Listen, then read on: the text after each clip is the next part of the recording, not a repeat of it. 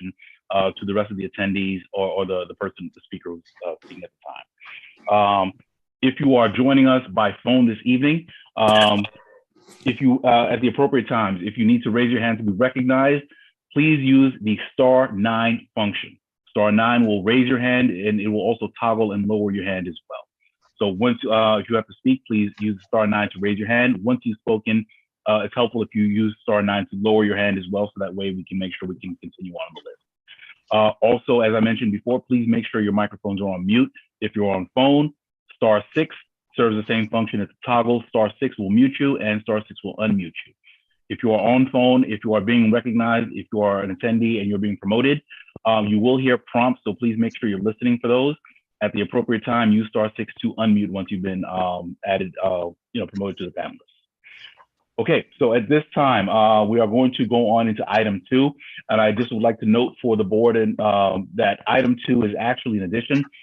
This is something that was voted on at the Transportation Committee. We omitted to add it on the agenda at the executive committee meeting. They will be presenting this time, and when we get to the business session, we're going to formally add them to the agenda for consideration for this evening. So at this time, do we have a representative from Union Limo and Car Service? Yes, good evening. My name is Shalva Vital, and I'm the owner of the car service. Good evening, sir. Thank you for coming out to our meeting. Please tell us a little bit about your business, how long you've been in the community, and state the purpose, the reason why you're here this evening. Yes, we are in the business from 1991. We serve the community already 32 years. And every 3 years, we need the board to approve us again for renewing our license with the TLC and to continue our job.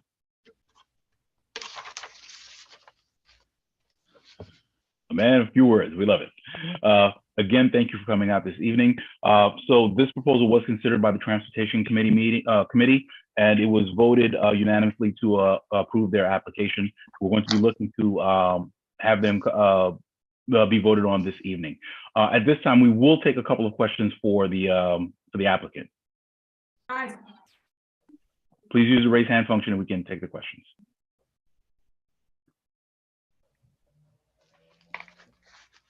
Okay, I see none at this time. Okay, all right. So, sir, we will make sure, so we'll be speaking again, or you can definitely hold on and we'll be considering your application in the business session. Thank you very much. Okay, all right. At this time, we're going to move on to item 3. We have applications to the New York State Liquor Authority. At this time, I would ask, is the chair of the Public Safety Committee here? I am here. All right, sir. Would you please take the floor and introduce the applicants? Yeah, absolutely. Bear with me 1 second. I'm just trying to pull up a second screen so I can actually pull up the applications as well. But we do have two applicants here. One is from what's it called? Smorgasburg. And Smorgasburg, as you know, is it's a seasonal application that gets applied for.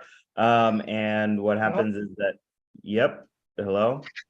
Oh, Nicholas Almanor. Hey, you're not on mute. There we go. Okay. Great. So Smorgasburg comes down to the south end of Prospect Park, and what they do is they offer many food vendors from New York City, from Brooklyn, from the local community, the opportunity to sell their food. What they do is, rather than applying for a smattering of lots of different liquor licenses, they apply for one singular liquor license. It is only a beer and wine license. What they do is they come into the community, and the license is from, I believe, 11 a.m. to 6 p.m. So it's relatively early hours. And it's only for certain months of the year when it is warm outside, and when they will be hosting their thing on Sundays in Brooklyn on the weekends. And so if there is a representative here from Smorgasburg, we would love to hear a little bit more about your application, what you offered to the community in your own words. Sure. Hi, thank you. I'm Jonathan Butler. Some of you have probably seen me before these things. We've been operating markets in Brooklyn since, I guess, 2008 in Fort Greene, and 2011 in Williamsburg. In 2016, we started in Prospect Park on Sundays. And yeah, we operate from 11 to 6. We've got about 60 to 70 food vendors at any given time. And yeah, the liquor license is it ends at 6, and we've never, literally in a decade of running these markets that quite a lot of people come to, 10,000 people a day or something. We've never had a single, public safety issue around it. It's not like a big drinking thing. It's like have a beer with your taco kind of situation. So I encourage any of you who haven't come before to come check it out. It's every Sunday and it starts in April, it runs through October. Excellent. Thank you. Fred, if it's okay, can we open it up to a few questions from members of the community, or do you want to hold that for later? Absolutely. We can take this opportunity. We will take a speakers list. Please use the raise hand function, and the chair of public safety will call on you. Okay, I see Suki here. Suki, please go ahead. So it's really good news to us that so many people are coming into the community for something that is productive, that you're bringing all these people in. And I was wondering if you would consider, I know you're in Prospect Park for this summer, but for the winter months, if you had considered opening an indoor location nearby Prospect Park. I know I've been to Brooklyn Flea in Williamsburg in the indoor locations. Yeah, I mean, we have these huge spaces near the park that are empty, these commercial spaces. Well, it's an interesting idea. We did used to do a market every winter pre-pandemic that was sort of a combination, because we also run the Brooklyn Flea, our flea market. And so every winter we'd kind of combine and do something that was sort of like half flea market, half food. The trouble with it is it's actually quite even with a friendly lease terms, it's still quite difficult to work financially. It can, but it is, and we're all ears. We would consider doing something, but it's just that by the time, it's very hard to do something indoors. A lot of times we get offered like a raw space, for example, by a developer who isn't going to be using it for a few months, and that's great. But then it turns out you'd be shocked at how quickly you can spend like $60,000 or $70,000 just making sure that actually the electricity is suitable and that the buildings department will sign off on the public assembly stuff. All that stuff can be quite challenging. But yeah, we always used to do it. So I would certainly encourage people who have, control over, know about larger spaces to get in touch with us, because at really end of the day, it's really all about what the real estate deal and situation is. That's helpful to know, Jonathan. Maybe Fred, there's a committee that this would fall best under in terms of seeing if there's something available in the community. I'm not aware of which community which committee that might be, but we're all ears. But yeah, it's interesting.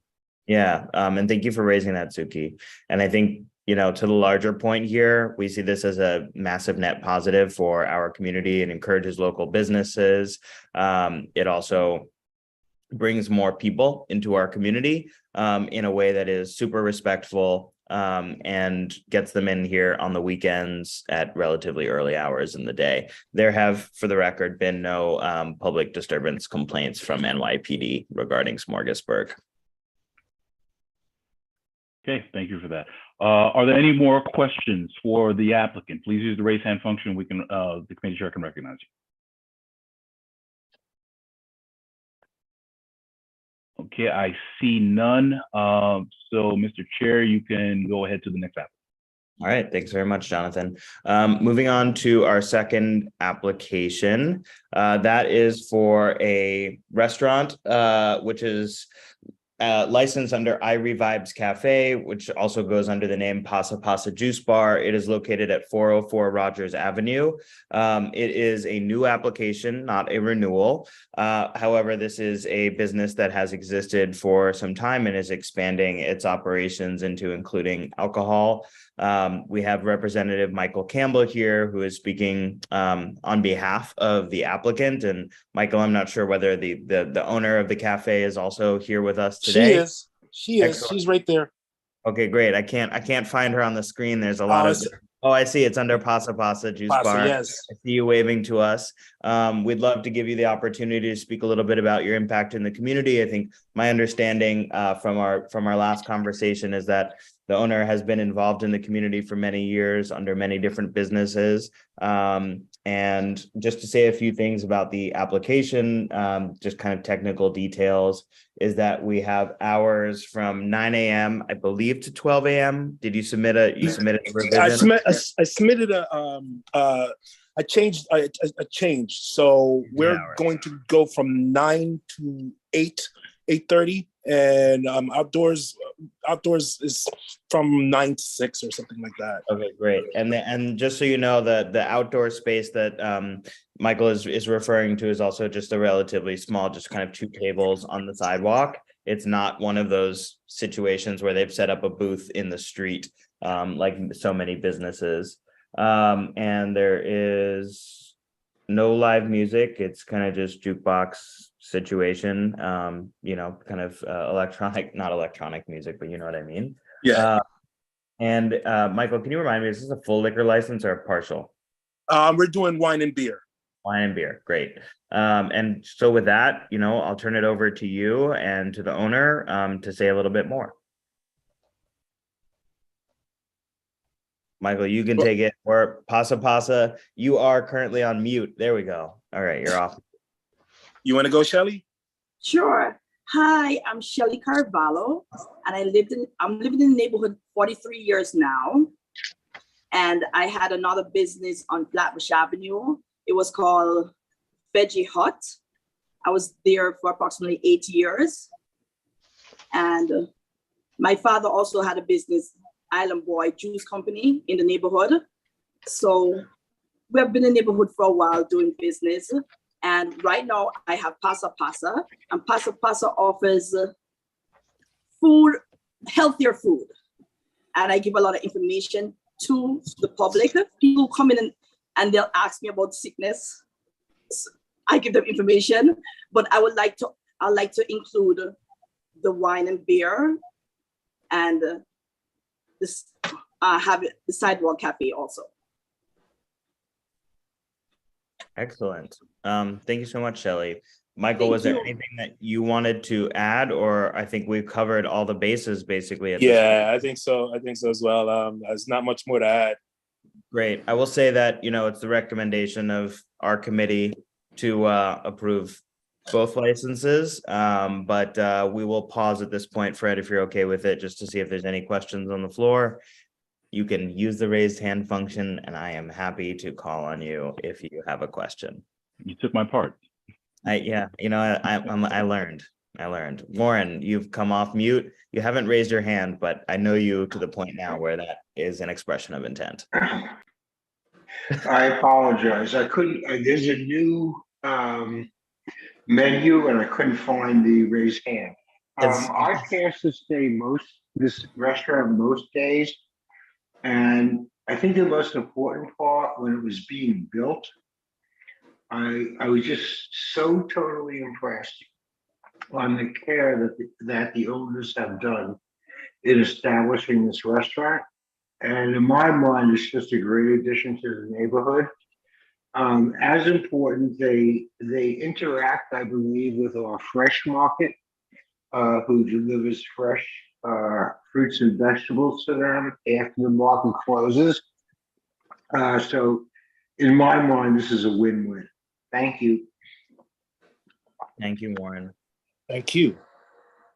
I see Milford Pruitt has his hand raised. Milford, we're happy to come around to you, please. You're currently on mute, so just unmute yourself and.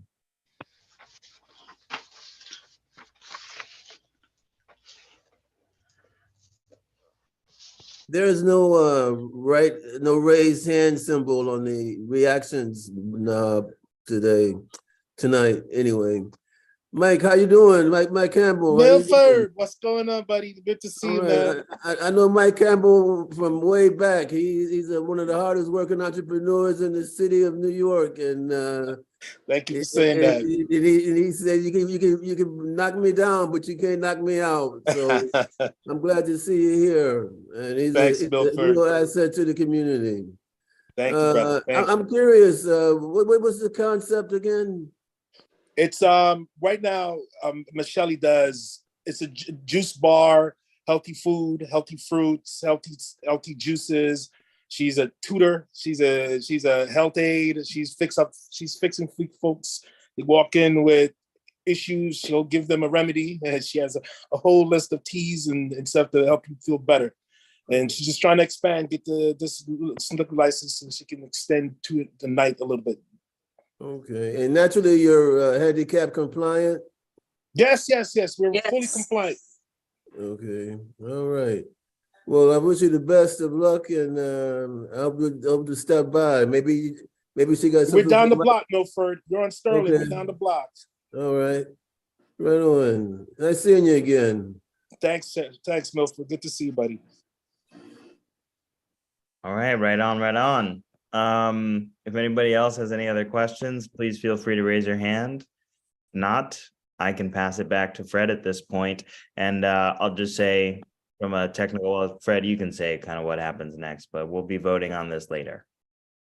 Do we need to be here while you guys vote? Not need to be here. It would be helpful if maybe one of you could stick around just in case any questions come up in the voting session. No I worries. also see that there's a hand raised from Debbie Timothy. All right, we'll see Debbie's, and that'll be the final question. Hi, I just wanted to say I miss my salmon patties. We'll fix it up. We'll get it back. We'll get it back. I might have to come through for salmon patty too. All right, thanks for the tip, Debbie. Okay, Fred, it's all yours. Okay, thank you very much. So during the business session, we'll be considering all the applications that have been presented this evening. Okay, so we are now going to move on to the next item on the agenda, which is public commentary. Public commentary is 30 minutes. Members of the public are allowed up to 3 minutes to speak and address the board. And again, so the entire session will be 30 minutes. We'll try and get to as many speakers as possible, but at the end of the 30 minutes, we must conclude and we'll have to move on. At this time, Mr. District Manager, are there any members of the public who have signed up for public commentary this evening? Yes, Julie Harden signed up. Okay. For public comment. Let's see. Give me 1 second. Sure. And while the district manager is doing that, if there are any members of the public who wish to speak, please use the raise hand function, and we will add you to the speakers list after the people who have called it ahead. Question. Wilkins, ODTTE, Wilkins. Okay. Theodora Scarrato.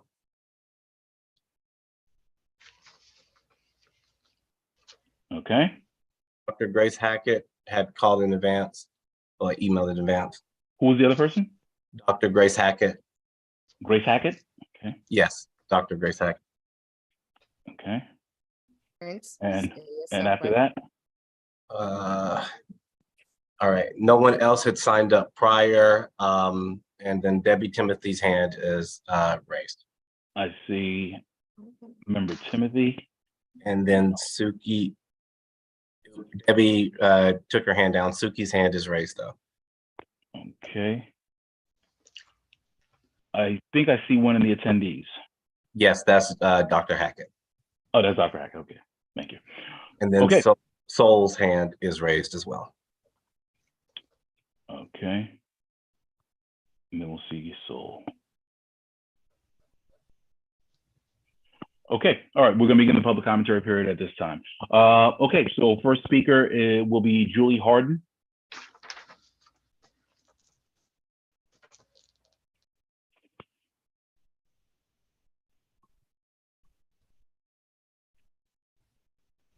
I don't see Julie Harden. Julie, if you're here, could you raise your hand?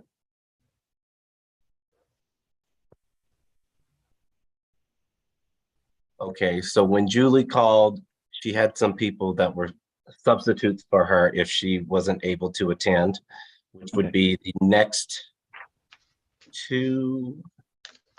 Well, let's continue down the list. So next two on your list. Okay, so is Odette Wilkins there? Let's see. I don't see. I don't see that person. Okay, we'll come back. Theodore Scorado there. There's another hand up in the attendees list as well. Oh, no, we're going to get to it. Thank you. Is Theodore Scorado there? No. Okay. And next, yes, and as he said, Alicia Boyd has her hand raised as well. I've added it to the list. All right, so Dr. Grace Hackett then. Okay, and then Jay Sword raised his hand as well. We'll add him after Ms. Boyd. Okay.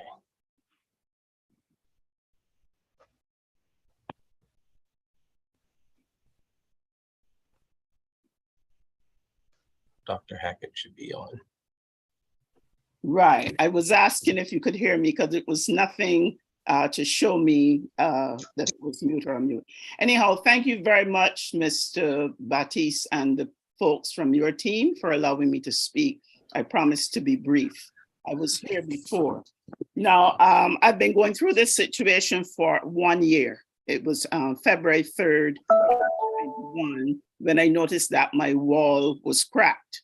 And it was cracked because the attached house, the person who bought the building, Betzel and Gopin, gutted the house and then banged, drilled, and hammered.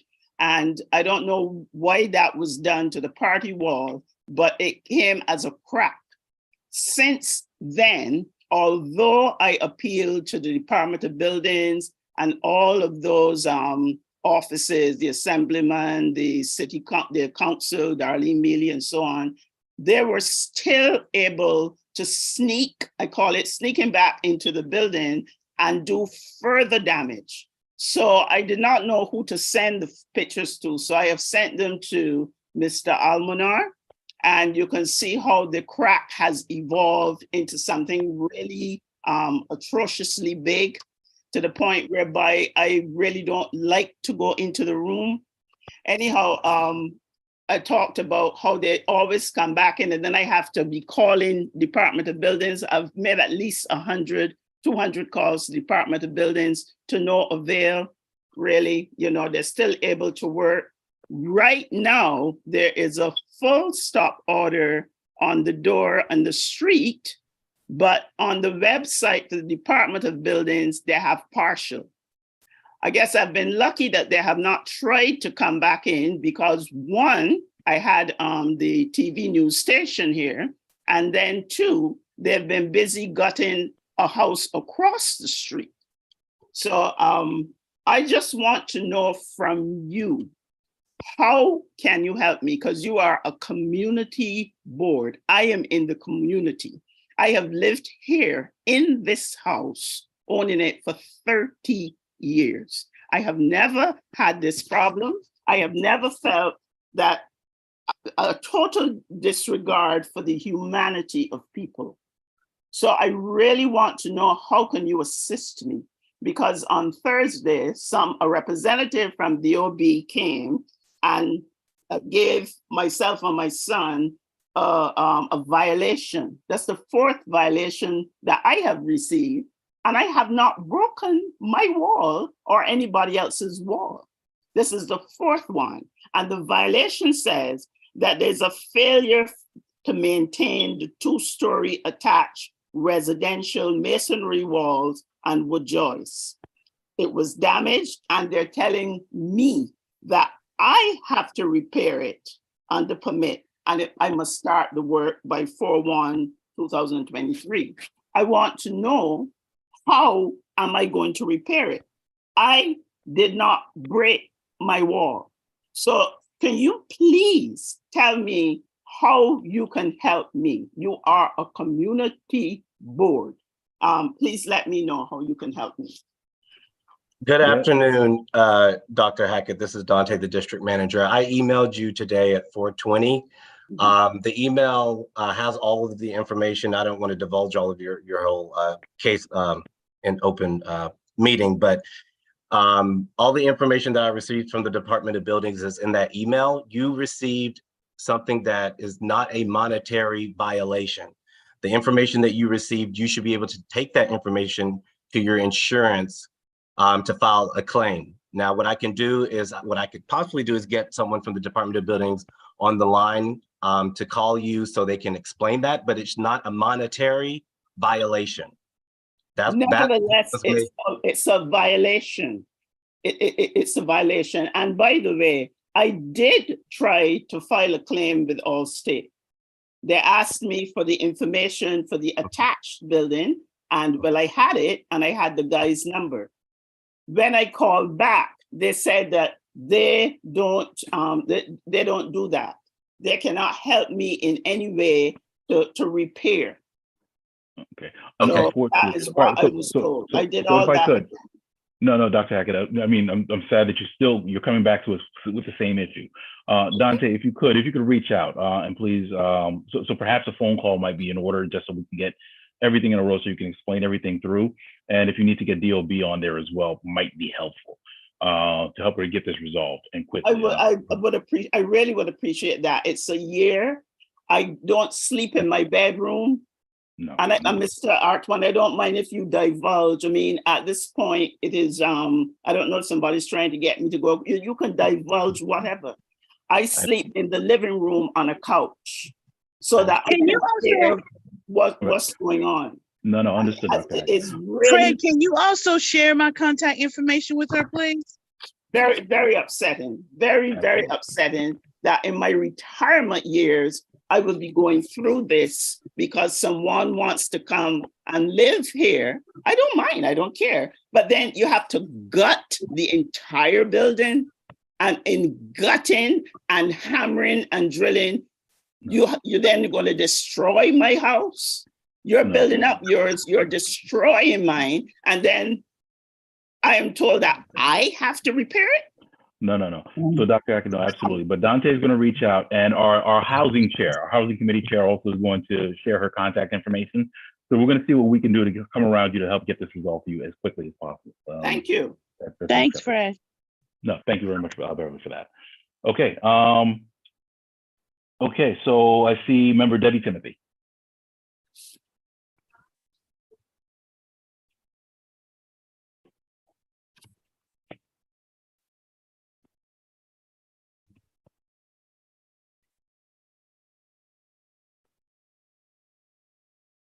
Yeah, Debbie? Hold on, let me see. You're muted, Debbie. I apologize. I didn't have my hand up. Sorry, I took it down. Okay. Skipping right over. Okay. Sue-Ann Chong. I can wait until the other members of the public have spoken, Fred. I'm happy to go afterward. Thank you very much. Sol Query. I know that I'm on for number 6B. I was just requesting, could I be moved up by any chance?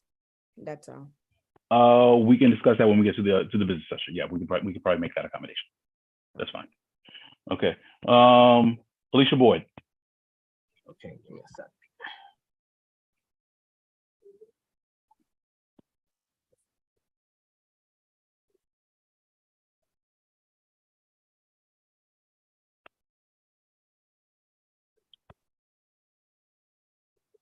Should be able. Hello, my name is Alicia Boyd. Can you hear me?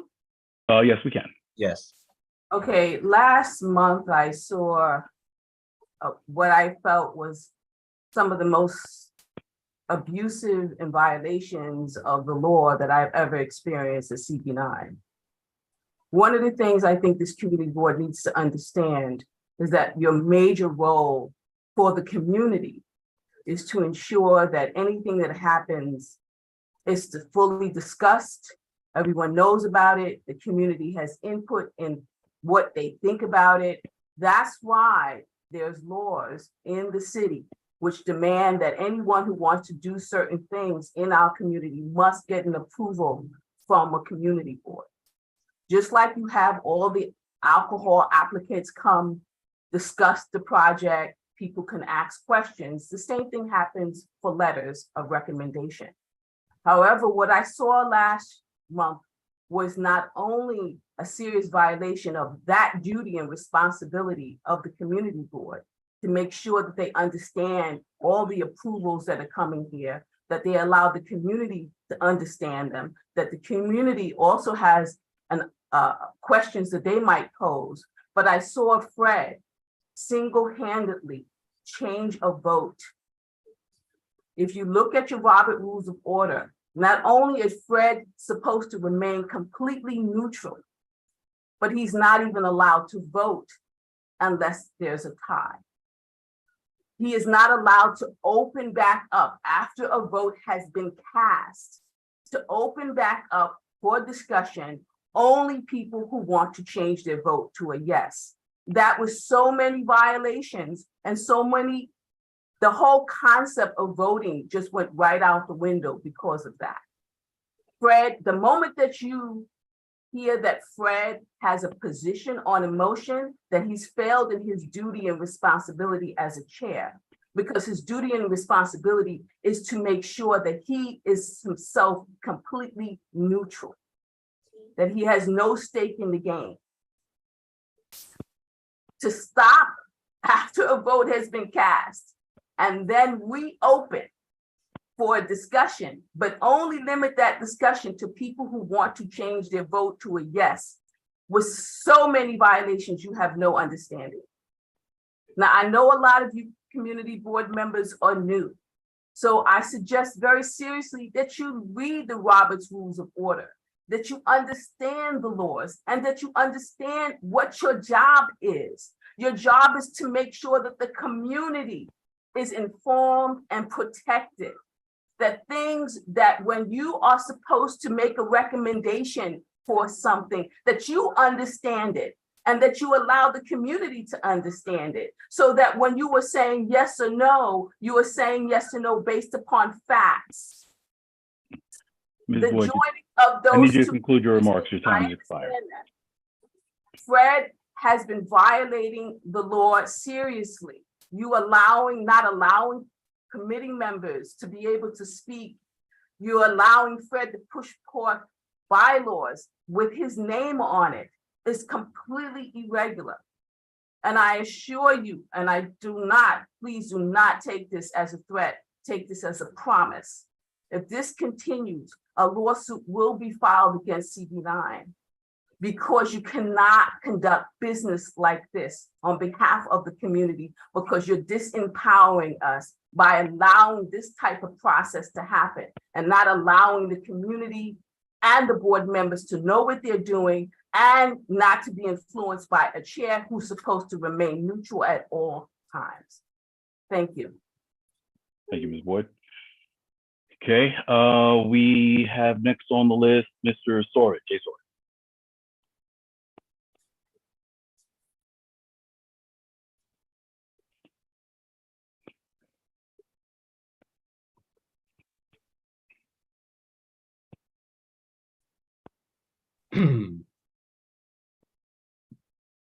Hello, can you hear me, Mr. Chair? Oh, yes, we can hear you. Great. I wanted to comment first on the community walkthrough. There was a community walkthrough that was postponed for Vital Brooklyn, Kingsborough Psychiatric. I would like to know during the course of this meeting, what is the date of the postponement? Hopefully we could do it on 30 days notice. And number two, hopefully they could put out some signs outside so that this isn't all done on the down low. This is the same developer that's waited 1.5 years from telling the community what's going on. There's going to be over 1,090 units being built without any parking. A lot of issues that are with this, and it hasn't been basically brought up. The comment period ended for the environmental impact statement. an environmental impact statement says there's going to be a strong effect on the community in terms of parking.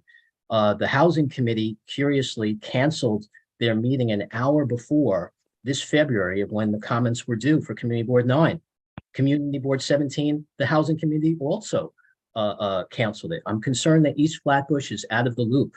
There's no one on the land use committee from East Flatbush in that region. When you go to whitepages.com, there's a lack of geographic diversity. I asked if I can contribute and volunteer. I was denied the opportunity to be on the land use committee. But then again, Alicia Boyd was also removed from the subcommittee because from land use, even though she was very qualified. Just as a personal note, if Alicia Boyd has done 3 lawsuits and she knows SECRA, when she's put on the subcommittee, I'm disappointed that Pat Moses didn't say, you deserve to be on the committee. So I have an issue also with a member of the community, Alicia Boyd, being taken off of the subcommittee when it was just a formality. You know, qualified people should be on the committee. The other points I want to mention, I object to this, not this Zoom room where it's a panelist. Everybody should be involved in it. It's very elitist. You know, it's Black History Month.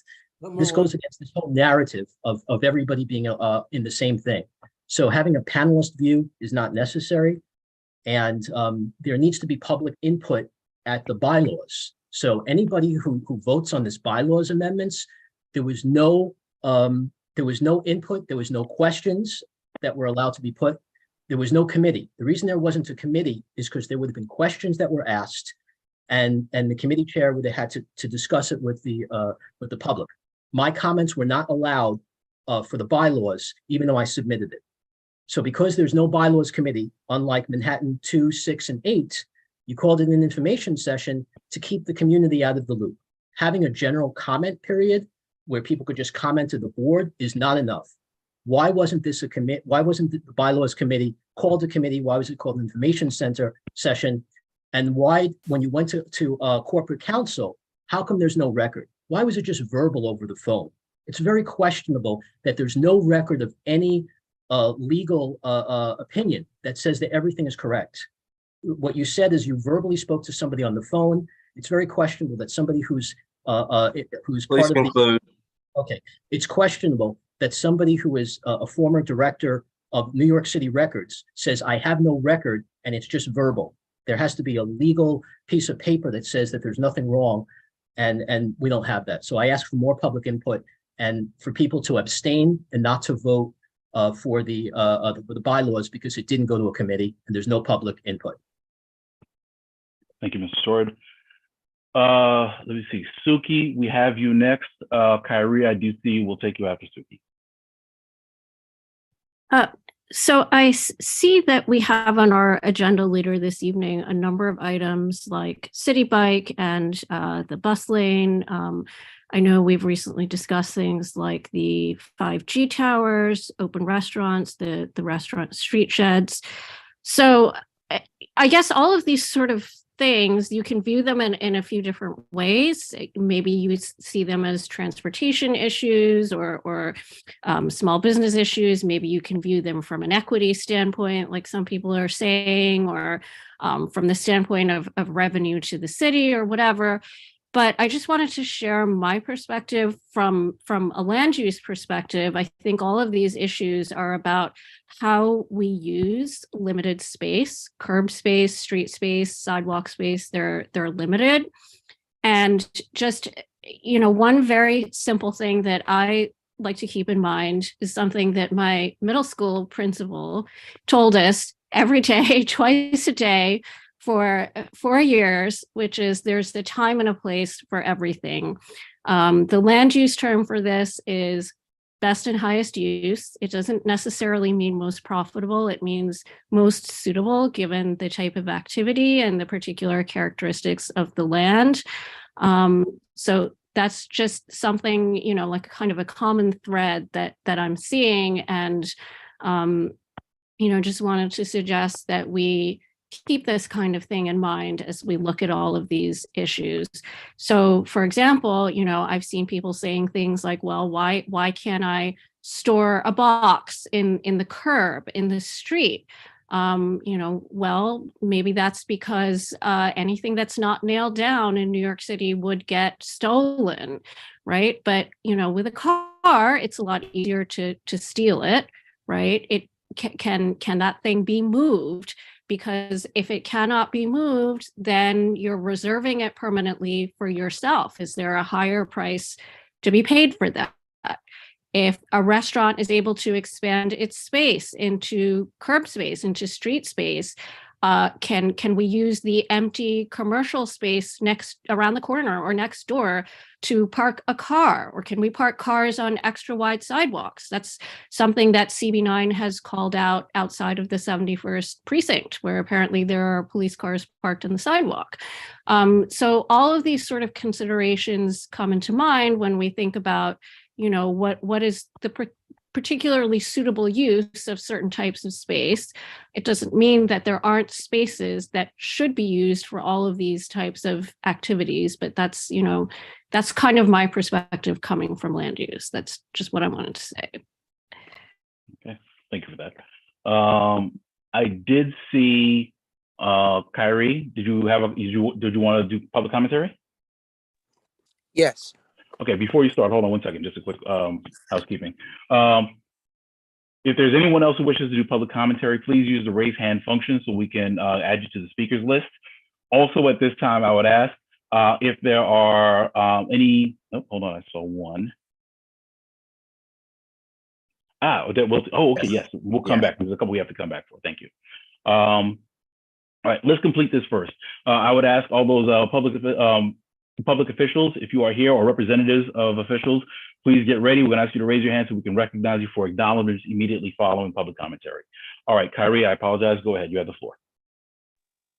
Hello, good evening, everyone. I just wanted to say hi to everyone who have attended here, especially members of the public. To Dr. Hackett, who was earlier on, I'm so sorry to hear about everything that's going on with her. She has been coming on since last year and in many meetings. So I'm so happy to see that Dante is on it and Ms. Moses is on it as well, and you, Fred. So thank you for that. Now to address the other public comments that were given by Alicia Boyd, who I've been noticing has come to meetings now for as long as I can remember coming on the board, and Mr. Jay Sarid.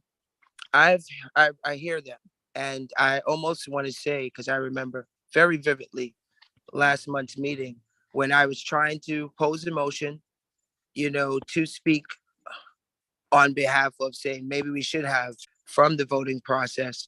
It just seemed like I was bullied off, stuff wasn't going right. You've had support from Warren and just other members.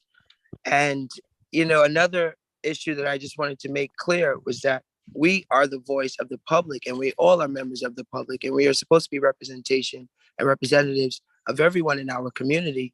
But the function for chat is always off. No one can actually speak.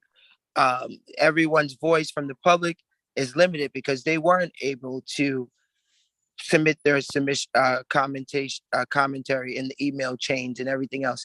And this is what I've been speaking about for over a year now. And I would be remiss if I didn't say something right now. I don't mind if I'm stepping on anyone's toes in their mind, or if anyone wants to, try and penalize me for something, because I stand for everything, and it's for our community board, and they just want to be a part. And no one's saying that you're doing. I personally want to make sure you hear me clearly, in case it seems as if, oh, I'm coming for you. I'm not. I think you're phenomenal. You're doing a great job. It's just that some of your bylaws, I do not feel are going to set us up great for your, if you're not here for the next 4 years or 5 years, or if I'm not able to step up, or anyone else, Warren, there's so many people. So I just would like for the community to have a voice. That's why I'm here as member at large, or just being a Brooklynite. I love our community, and I just wanted to say thank you to those who are here attending from the community, and let you know that we all, including Fred, we love you all, and everyone's just trying to do it in their best interest for the community. But yes, you all do need to be heard. We need to open up the chats, and I look forward to it back in person, so that way everyone can have a voice and be heard. Thank you. Okay, thank you for your comment. Okay, so we have, Dante, if you could promote Odette Wilkins.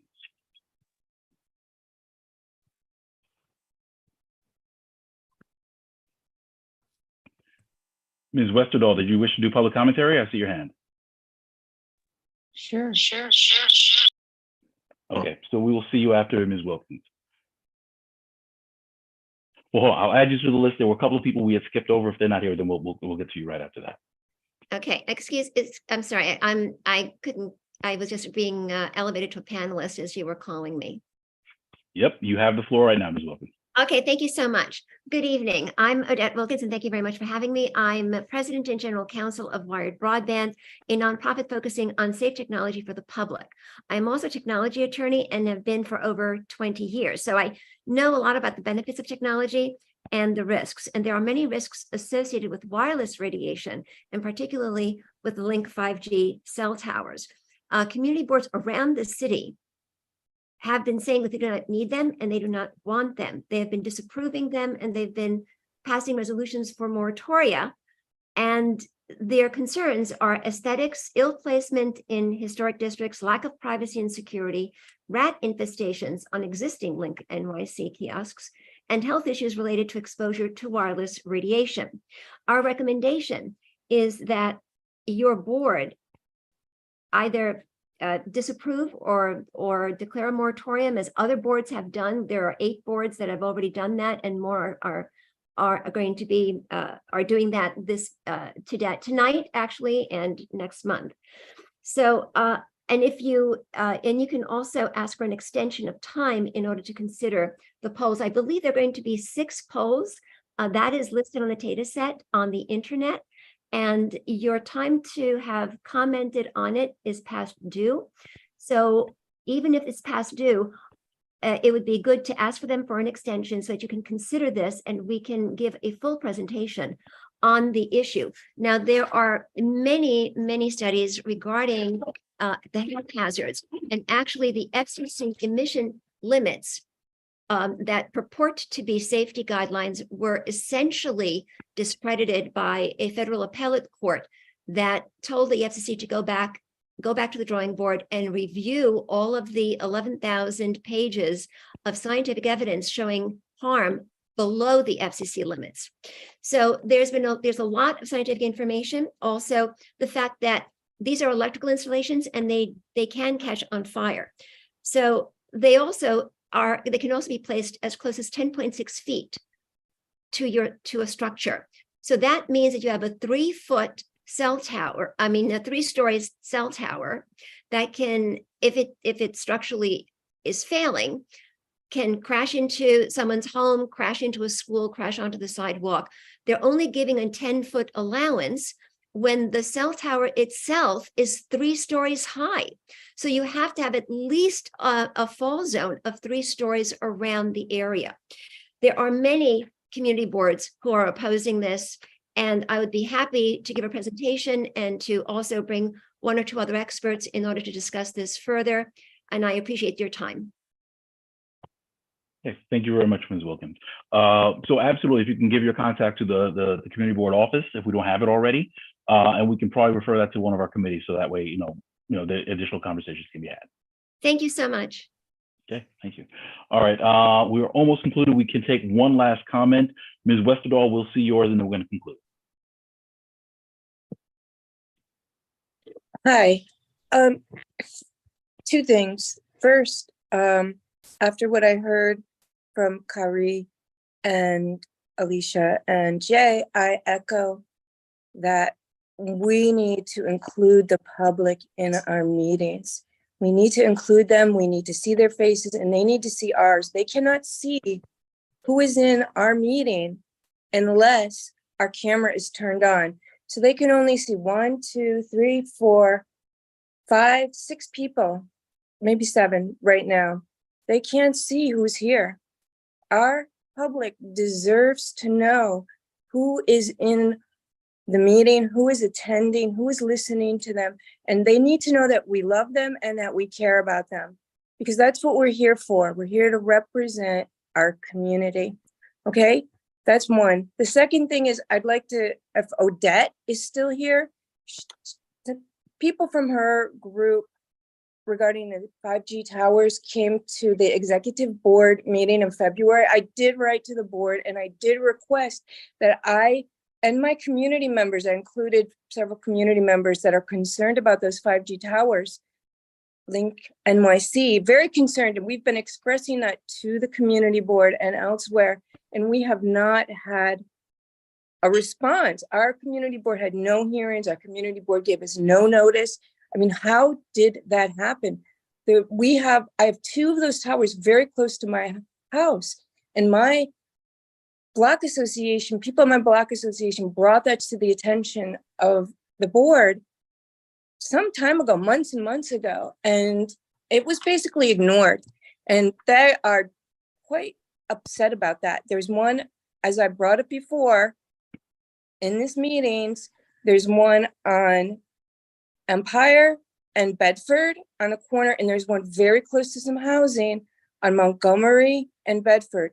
So nobody responded to me. I wanted the information, and it's a problem when we don't have chat on, because I want Odette's information. I have to ask Community Board 9. I have to write to Dante. I have to write to you, Fred, to get that information. And you did not, nobody responded to me. That was a few days ago. I asked for it, correct? Yes. So I wanted it. I requested it at the meeting. Why can't we have the information? Why can't we do something about this? Other people are getting the 5G towers removed because they're dangerous. We want them removed as well. There's people that don't want them. They're dangerous. So why aren't we talking about it? Why is it being ignored? Why, when we brought this to you, how long ago? So I'm ranting a bit, but I'm upset about it. And I'm upset about being ignored. My community, my members, there's families in my community with young children that are particularly concerned. LaShawn came and spoke to the board about that maybe 4 months ago. What happened? All right, let's deal with this. Thank you. Okay, thank you. For all those who spoke, thank you very much for the commentary. So we're going to be doing the follow-ups as appropriate. So I know the district office took some notes in terms of this and follow-ups they're going to do as well. With regards to some of the comments as well, we'll be referring those to specific committees as well. So there'll be additional follow-up, and we're hoping that we'll have some additional information and action plans generated through those. And we should hopefully, well, we will have some follow some updates as of next month. Okay, all right. Thank you very much. At this time, we have concluded our public comment period. We are now going to move on to acknowledgements. So I see we have a number of friends with us this evening. Dante, if you would, please identify those representatives or officers that are with us this evening. We have Teresa Cunningham, DSNY.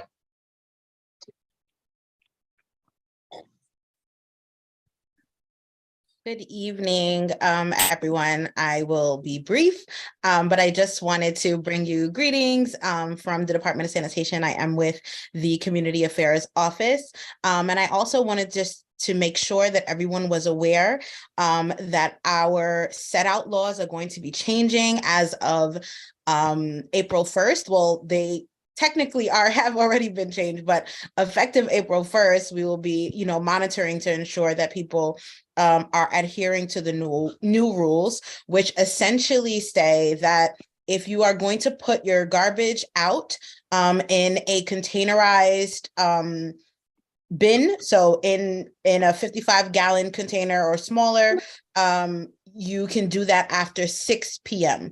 The current time is 4 p.m., but it is going to change to 6 p.m. if it is in a garbage can with a lid. If you are going to place it out in a secure black bag, then you have to wait until 8 p.m. Again, if you're going to put it out in a black bag, it's going to be after 8 p.m. And this also applies to businesses. So this is both for residential as well as for commercial establishments. The goal, of course, is just to reduce the time that trash is obstructing our sidewalks, which should, hopefully have benefits for rodents and things that get into the garbage and stuff like that. So again, the time is going to be changing. You will no longer be able to place it out after 4 p.m. It would have to be after 6 p.m. if it is in a basket, if it's in a garbage can with a lid, after 6 p.m. If it is in black bags, securely tied, it can be after 8 p.m. For businesses, if they can place it out in a container 1 hour before closing, if it is in a container. If it is in a black bag, they too must wait until after 8 p.m. And that's it. Okay, thank you very much, and thanks for coming this evening. Actually, does DSNY have any flyers or any communications We like do, that? and we can make flyers. I can email Dante tomorrow the flyers, but I can also stop by the office and bring some if you want some printed. Perfect. Thank you so much for that. Appreciate that. You're welcome. Okay. Thank you, Teresa. Ray, can I ask a question?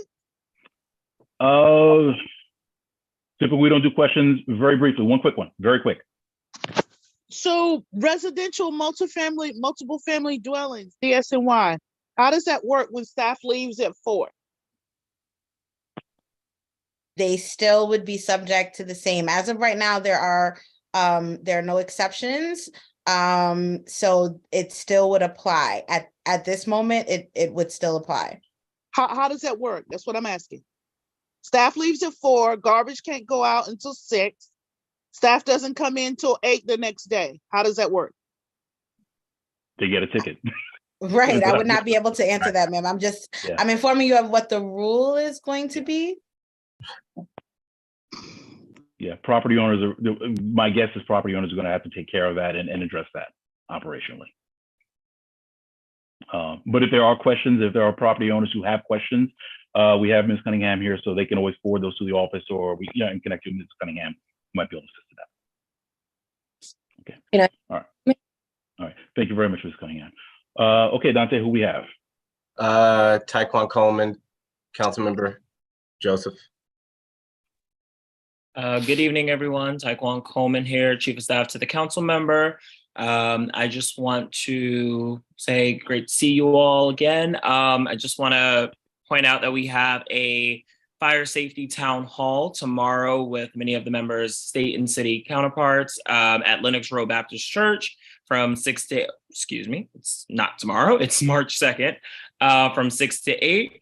So 1356 Nostrand. It's going to be, like I said, with her city and state counterparts. There have been a number of fires in the district, unfortunately.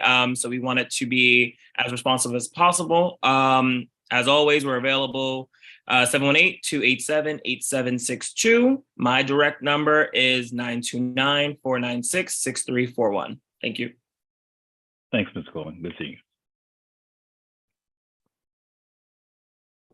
All right.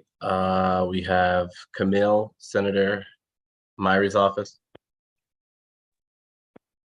Hi, everyone. My name is Camille. I work for Senator Myri. I'm just filling in for Portia tonight. I know she's your usual representative from our office. Just a few quick shout outs for some news clips that have happened. I'll drop those in the chat later in case anyone's interested, but we had a little legislative recap on News 12 this past weekend with the senator, just talking about all that has happened this session.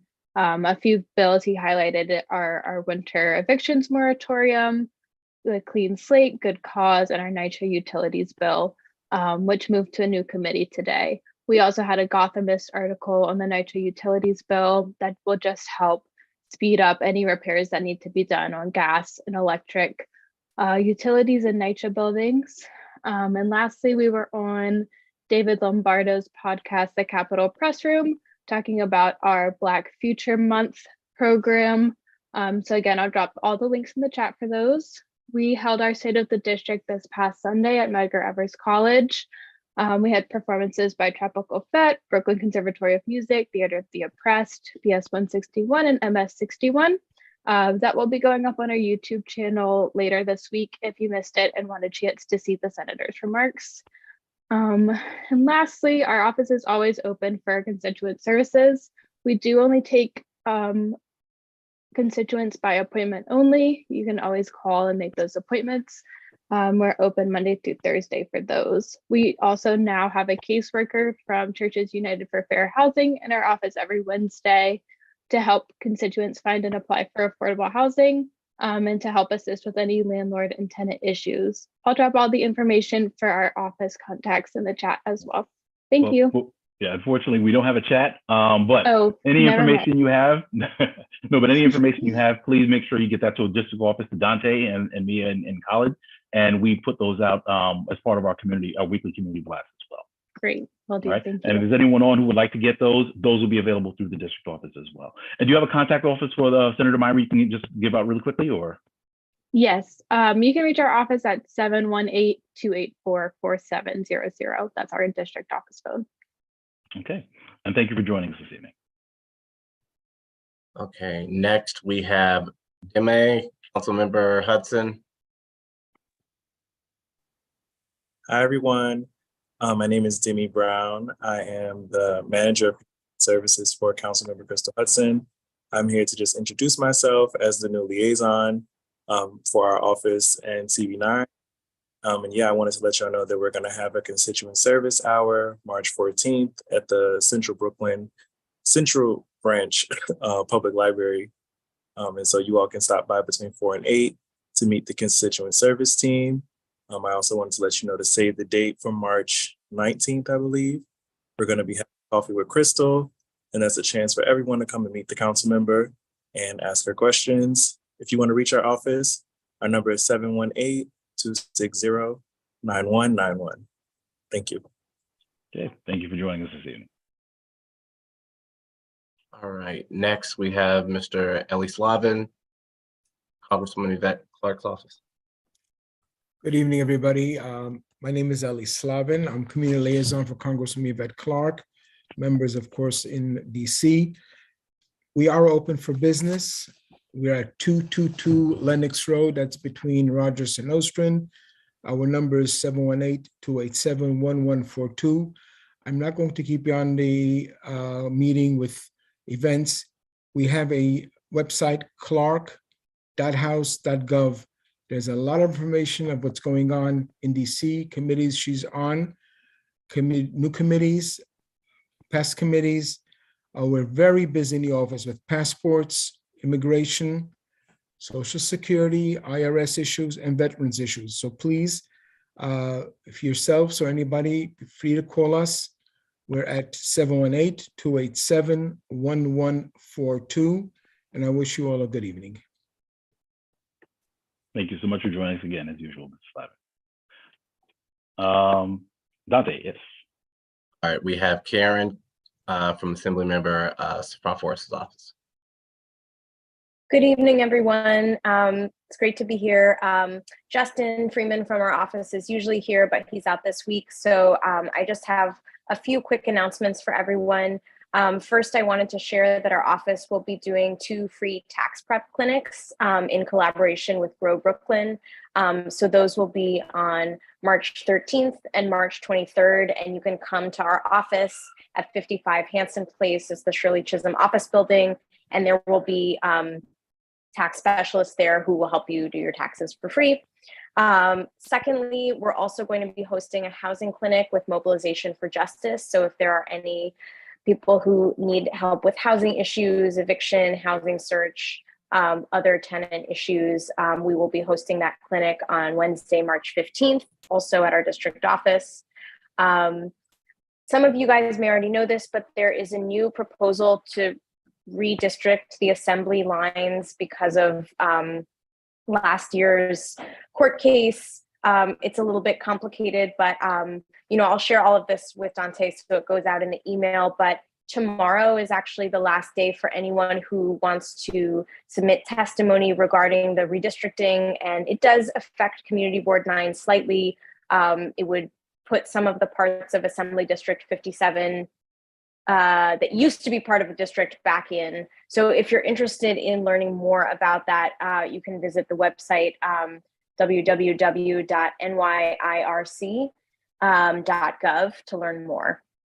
And then my final update is just about some of the legislation that the Assembly member is working on. As you may know, we're in the middle of state budget season, and one of the Assembly member's top priorities is an investment in diversion courts, which allow people with substance abuse and mental health issues to receive in-community treatment if they qualify for that, instead of being incarcerated where their mental health issues are likely to get worse. So this bill is called Treatment Not Jail. It's something that we've been working on very actively, and I'll share some recent news articles that have come out regarding that. So like I said, I'll share all this information with Dante and the rest of the team so that you guys can receive it in an email. But if you need any assistance from our office, you can call us at 718-596-0100, or you can email us at ad57@nyassembly.gov. Thanks so much. Okay, thank you for joining us this evening. Okay, are there any other representatives that we have not had an opportunity to recognize? Yes, Karen from the DA's office. Karen, how you doing? Please, ma'am, you have the floor. Good night, everyone. I bring you greetings from the Brooklyn District Attorney's Office, Eric Gonzalez. I want to thank everybody that came out to our Black History event last Thursday. The event was, I can't say, it was spectacular. Eric Roberson, he is fantastic. And we for this month, well, March, we are working on our Women's History Month, and I hope you all will come out and see what our office has to offer. If you have any issues or concerns, don't hesitate to call me. My phone number is 718-250-4877. And if any committees are having any job fairs or health fairs and need somebody to speak out about the law, please reach out to us. Our attorneys are always willing to come out to participate. Thank you so much.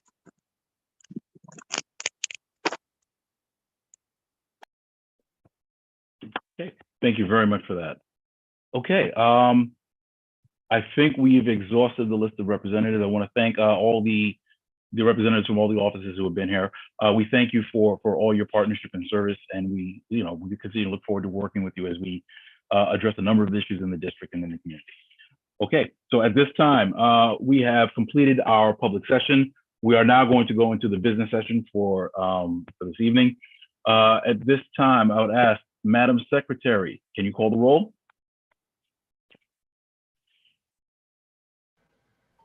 Good evening, everyone.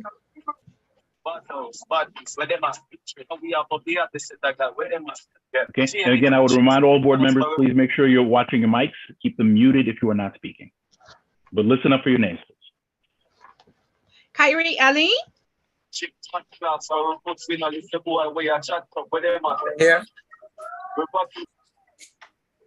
Nicholas Almanar. Nicholas. Present. Thank you. Stuart Balberg. Fred Baptiste. Present. Naomi Baptiste. John Beckles Jr. Present. Rabbi Yaakov Berman. Present for now. Thank you. Warren Burke. Here. Augustine Blackwell. Present. Celeste Chase. Present. Suki Chow. Present. So Clary. Present. Jamie Esteen. Jamie Epstein. Present. Thank you. Tessa Hackett Vieira. Bishop Hamilton Gonzalez. Bishop Gonzalez. Okay, I'll come back. Primo Lozana. Here.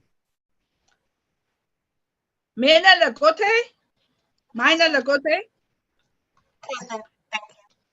Thank you. Francisco Leopold. Michael Leiberg. Matthias Limburger.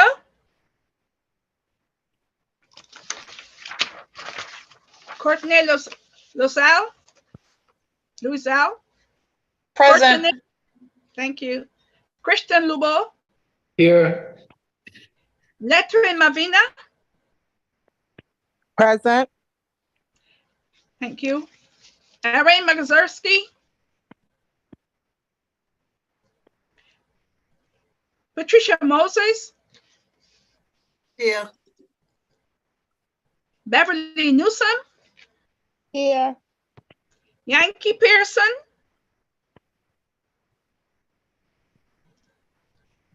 Ted Pilcati.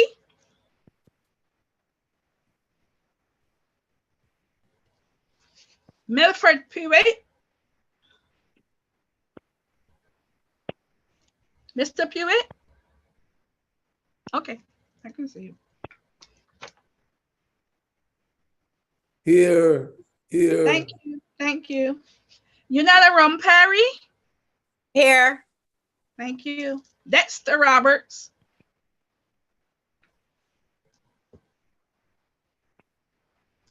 Who? Dexter Roberts. Felice Robertson. Okay. Okay, present. Felicia Robertson. Right. Thank you. Rashida Sadiq. Rashida. Here. Thank you. Debbie Timothy. Present. Linda Watson, Lord, present. Teresa Westerdahl. Present. Lorianne Wolseley.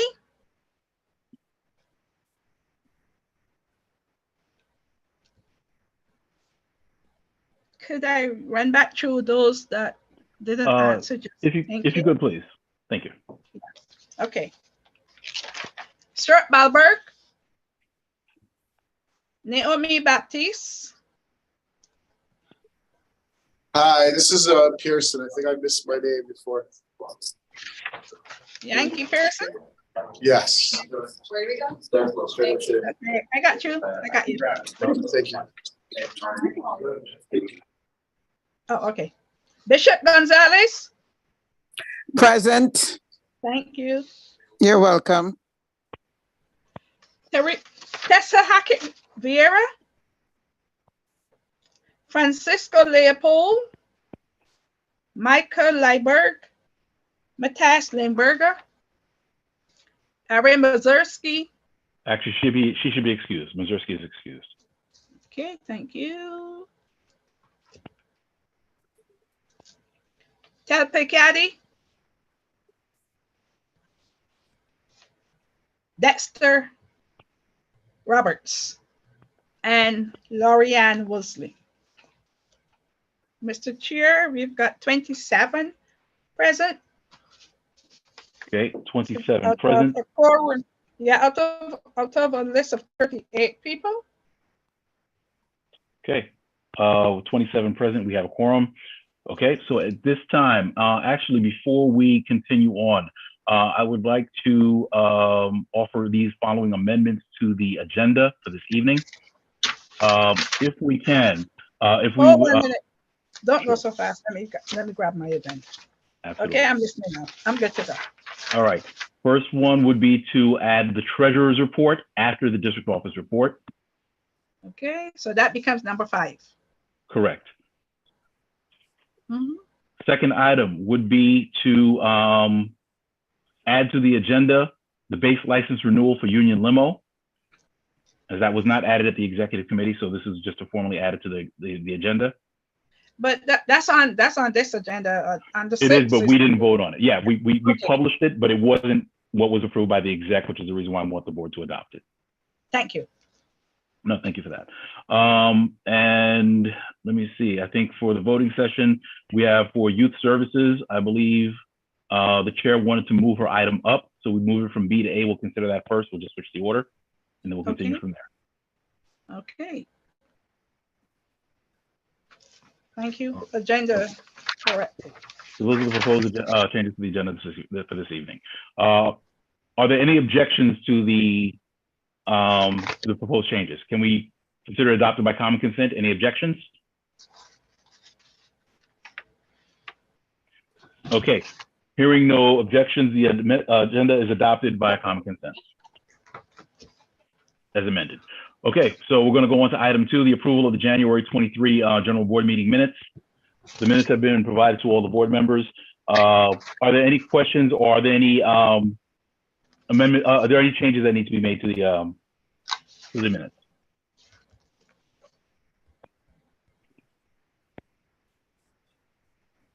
Okay, please use the raise hand function. Are there any changes that need to be made to the minutes?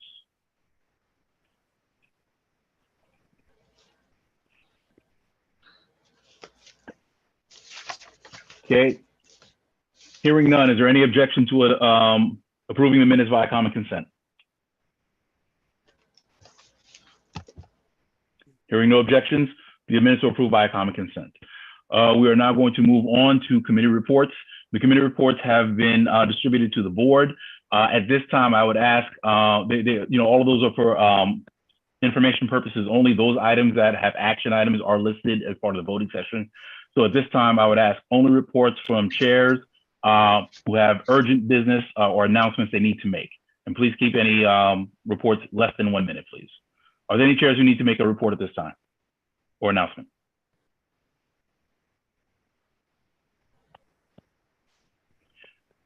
I see Chair of Land Use.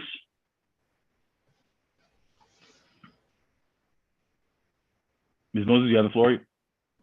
Oh, I have the floor? Yeah, you said you have an announcement? Yes. Good evening, everyone. I just wanted to make an announcement that the ULUP committee has invited the Hudson Company, which represents 975 Notion Avenue. And in case you don't know where that location is, it used to be the Associate Supermarket. Anyway, they are scheduled to come out on March the 14th at 7 p.m. to give a presentation. That's it. Thank you. Oh, okay. I just wanted to invite Beverly because I know that it also involves some units for housing. So if Beverly and any other members want to come, and also the community needs to come. Thank you. Okay, thank you very much, Madam Chair. Ms. Newsom, I see you. Thank you. I just wanted to remind everyone in the room the walkthrough for Breaking Ground was rescheduled to the 20th of March. Okay, thank you very much for that. And the district office will make sure to publish that as well. So okay, thank you. Thank you. Are there any other chairs? Oh, I'm sorry. Did I interrupt? Did you have anything else, or are you good? No, I'm good. Thank you. Okay, thank you. All right, are there any other chairs with announcements? Chair, could I ask Ms. Newsom a question? Sorry. Just a clarification. Would the same timing stand? Only thing changes the date or the yes. The only thing that changes is the date. Thank you. You're welcome. There was concern, just FYI for everyone who's in the room is concerned about that. When there was prediction of bad weather for today, it was rescheduled. I mean, the slippy and all that, that's kind of self-explanatory, but in case someone didn't think about it, that's why it was rescheduled. Okay. Thank you. Thank you very much. Are there any other chairs? Final call. Hey, Fred. Oh, yes, one quick announcement, which was just, and then maybe this would be in Dante's report, but we've invited the Office of Cannabis Management to come to the next Public Safety Committee meeting to talk a little bit more about the licensing process. So if anybody from the community is interested in learning more, that will be held on March 9th at 7 p.m. And they have confirmed their attendance. Okay, thank you very much for that. And just to jump into the act, on behalf of the Transportation Committee, I wanted to thank everyone who showed up for the town hall. I think it was very successful. We got a lot of good feedback from that. Additionally, we are looking at having discussions with regards to the MTA bus, the Brooklyn bus redesign that is going to be on the agenda for the March meeting, as well as follow-ups on the Brooklyn Town Hall with respect to the B41. So all are welcome, and we are definitely interested in getting feedback and commentary. Okay. Okay, so with that, unless there are any other chairs, we are going to move on to the district office report. At this time, I invite our district manager, Dante Arnwine. All right, thank you. Good evening, everyone. The district service cabinet was held this morning. Board members, you should have received the minutes of that and an email that came that went out earlier today in the reminder email for the general board. So I just wanted to bring up a couple things from the district service cabinet. The fire happened, I believe, yesterday at 1760 Union Street. The cause of that fire has yet to be determined. I'm in communication with FDNY to figure out, how we can go about doing some fire education pop-up in the immediate impact area. So just look out for that once that gets finalized. And once a report is generated, I will provide an update on that as well. The New York City Department of Health and Mental Hygiene provides free virtual naloxone trainings. On completion, participants can request a kit by mail. We have the information. You can see that information on NYC Health naloxone webpage. So if you would like the information, please reach out. Also, the Department for the Aging, NYC Aging, is trying to get older adults back into the senior centers. The centers are open. So if you know of anyone who's interested in their closest senior center, just let us know. We will search the closest center for them and give them directions to that location. Just an update on the weather from OCM that happened last night. There were no significant outages or severe weather incidents that occurred. So that's good for everyone. So just an update on the weather that happened last night. Just want to encourage everyone as well to sign up for Notify NYC. It gives alerts on weather, transit. I use it. So I would definitely encourage everyone to sign up for Notify NYC. The reconstruction of Empire Boulevard, that completion date is still set for June of this year. They're still replacing the sewer in front of the McDonald's. Apparently an embargo was put on for work between March 10th and 17th, I think due to the Go Hard or Go Home half marathon. So they're trying to, or I believe they submitted a waiver to try to work up into the 17th to try to get some of the work done. But if any more updates come about with that project, I will let you all know. Very important, a second emergency heat grant was opened to yesterday. If you are eligible, or if you're interested in finding out if you're eligible, please call 718-557-1399. More information on that program, you can reach out to the board office. Also, folks may be eligible for a bill credit from Con Edison. Eligible customers will have it, the credit automatically applied in 2023. Residential customers will be credited up to $4,750. And then small business customers will be credited up to $11,000. If you think that you might possibly be eligible for this bill credit, reach out to me so I can get some information from Con Edison and I'll send it your way. Let's see. The March calendar for the board has been uploaded to the CB9 website. So please direct anyone who's interested in attending any future meetings to the website. It's already on there. Once we receive all the agendas from the committee chairs, we will post them accordingly. I'm sure, as mentioned, SYEP application is now live. Individuals 14 to 24 are eligible to participate in the summer youth employment. I definitely would encourage, if you're part of an organization here in the community, sign up to be a work site. We sign up to be a work site every summer. It really gives an opportunity for some of the youth to participate in government and see public service firsthand. So if you are interested in that, reach out to the board office. We can get you that information, the application for that. The deadline to sign up is March 31st of this year. Let's see, community board applications have closed. If there's any updates on the applications from Borough Hall, we'll be sure to notify you all. A district level summary of the Brooklyn Bus Network redesign was sent to all board and resident committee members. It's also on our news section of our website. I realized that the full redesign is about 600 and something pages. And so we were able to get something that is condensed, I think down to like 18 pages. That's very specific to Community District 9. So I definitely encourage everyone to go onto the website, download it, look at the changes. Some routes are changing. Definitely, if you know of anyone who may be impacted, who takes the bus, connect them to the board office. We'll make sure that we get them that information because it's extremely important. Let's see. Again, if you know of anyone who needs information, please have them reach out to the board office. We want to continue to have people sign up for our e-blast. We get information from all over the place. So please have them reach out to the board office.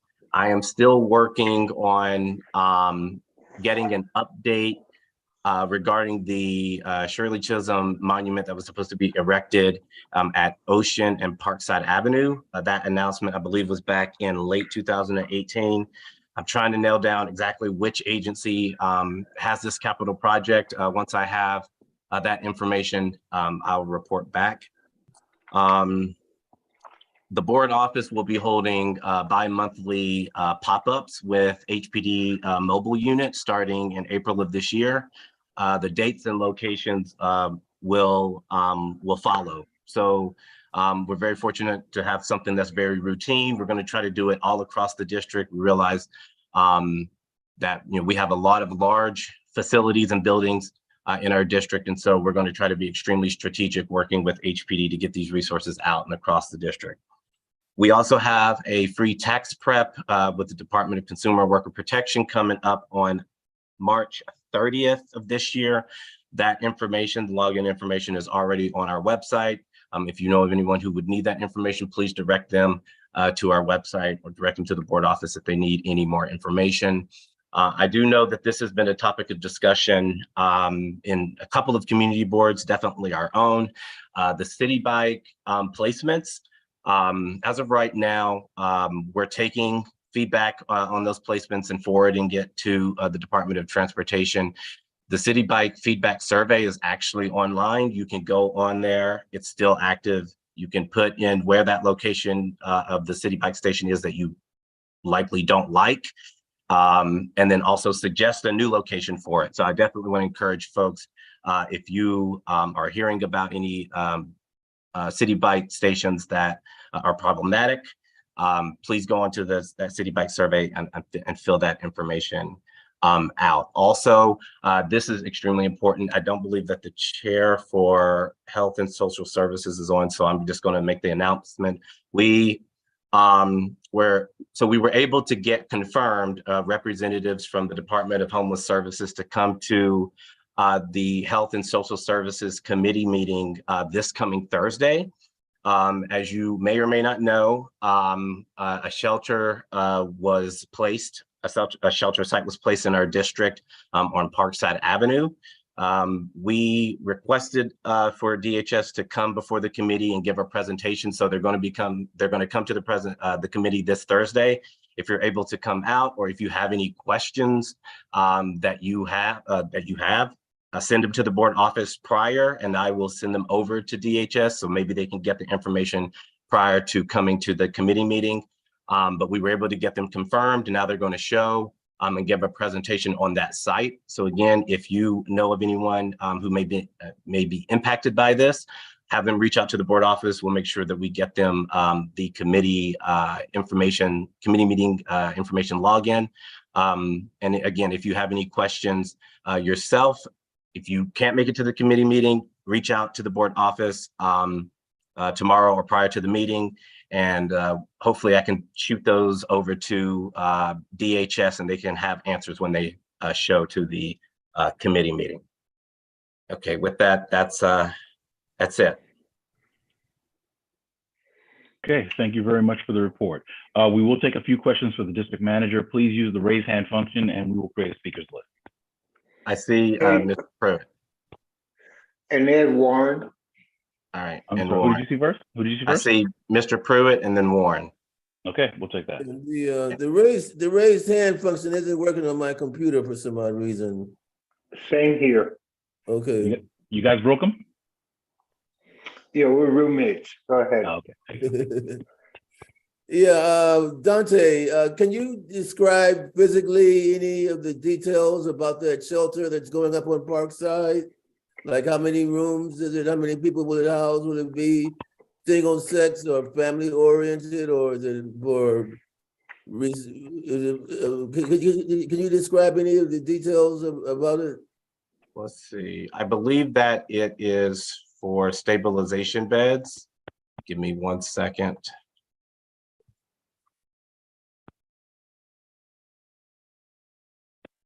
Okay, so yes, stabilization beds, information I have is 66 beds. And yeah, it just popped up in our district. And so we reached out to DHS. We're going to get more information in that presentation. And so again, if you have any direct questions regarding the location, please reach out to the board office tomorrow, send them in so I can send them over to DHS. I would rather get the questions to DHS first so they can come to the committee and actually have answers rather than just constantly being bombarded. And what does stabilization mean in this case? Oh goodness. I don't, unfortunately, I don't work for DHS, so that's outside of my expertise. But I would definitely ask that question if you're able to make it to the committee meeting, but that's a fine question. And if that's a question that you want asked, just send an email to the board office and I'll be sure to send it over to you. All right. Thank you. All right, before we move on. So Ms. Moses, I see you. Ms. Chung, I see you. Are there any other members of the board who have a question? Please raise your hand now because we're going to close it right after. Okay, I see no other members. So we're going to see Burke, Moses, Chung, and we are going to move on. Okay, go ahead, Warren. Hi, this is Burke, otherwise known as Warren. I have one really important announcement. As you all know, Central Brooklyn is a major user of benefits from the government. The federal government has now, or it will be as of, actually I don't know the date, but soon, discontinuing the COVID benefits analysis, the added benefits that were going on. So there's two things.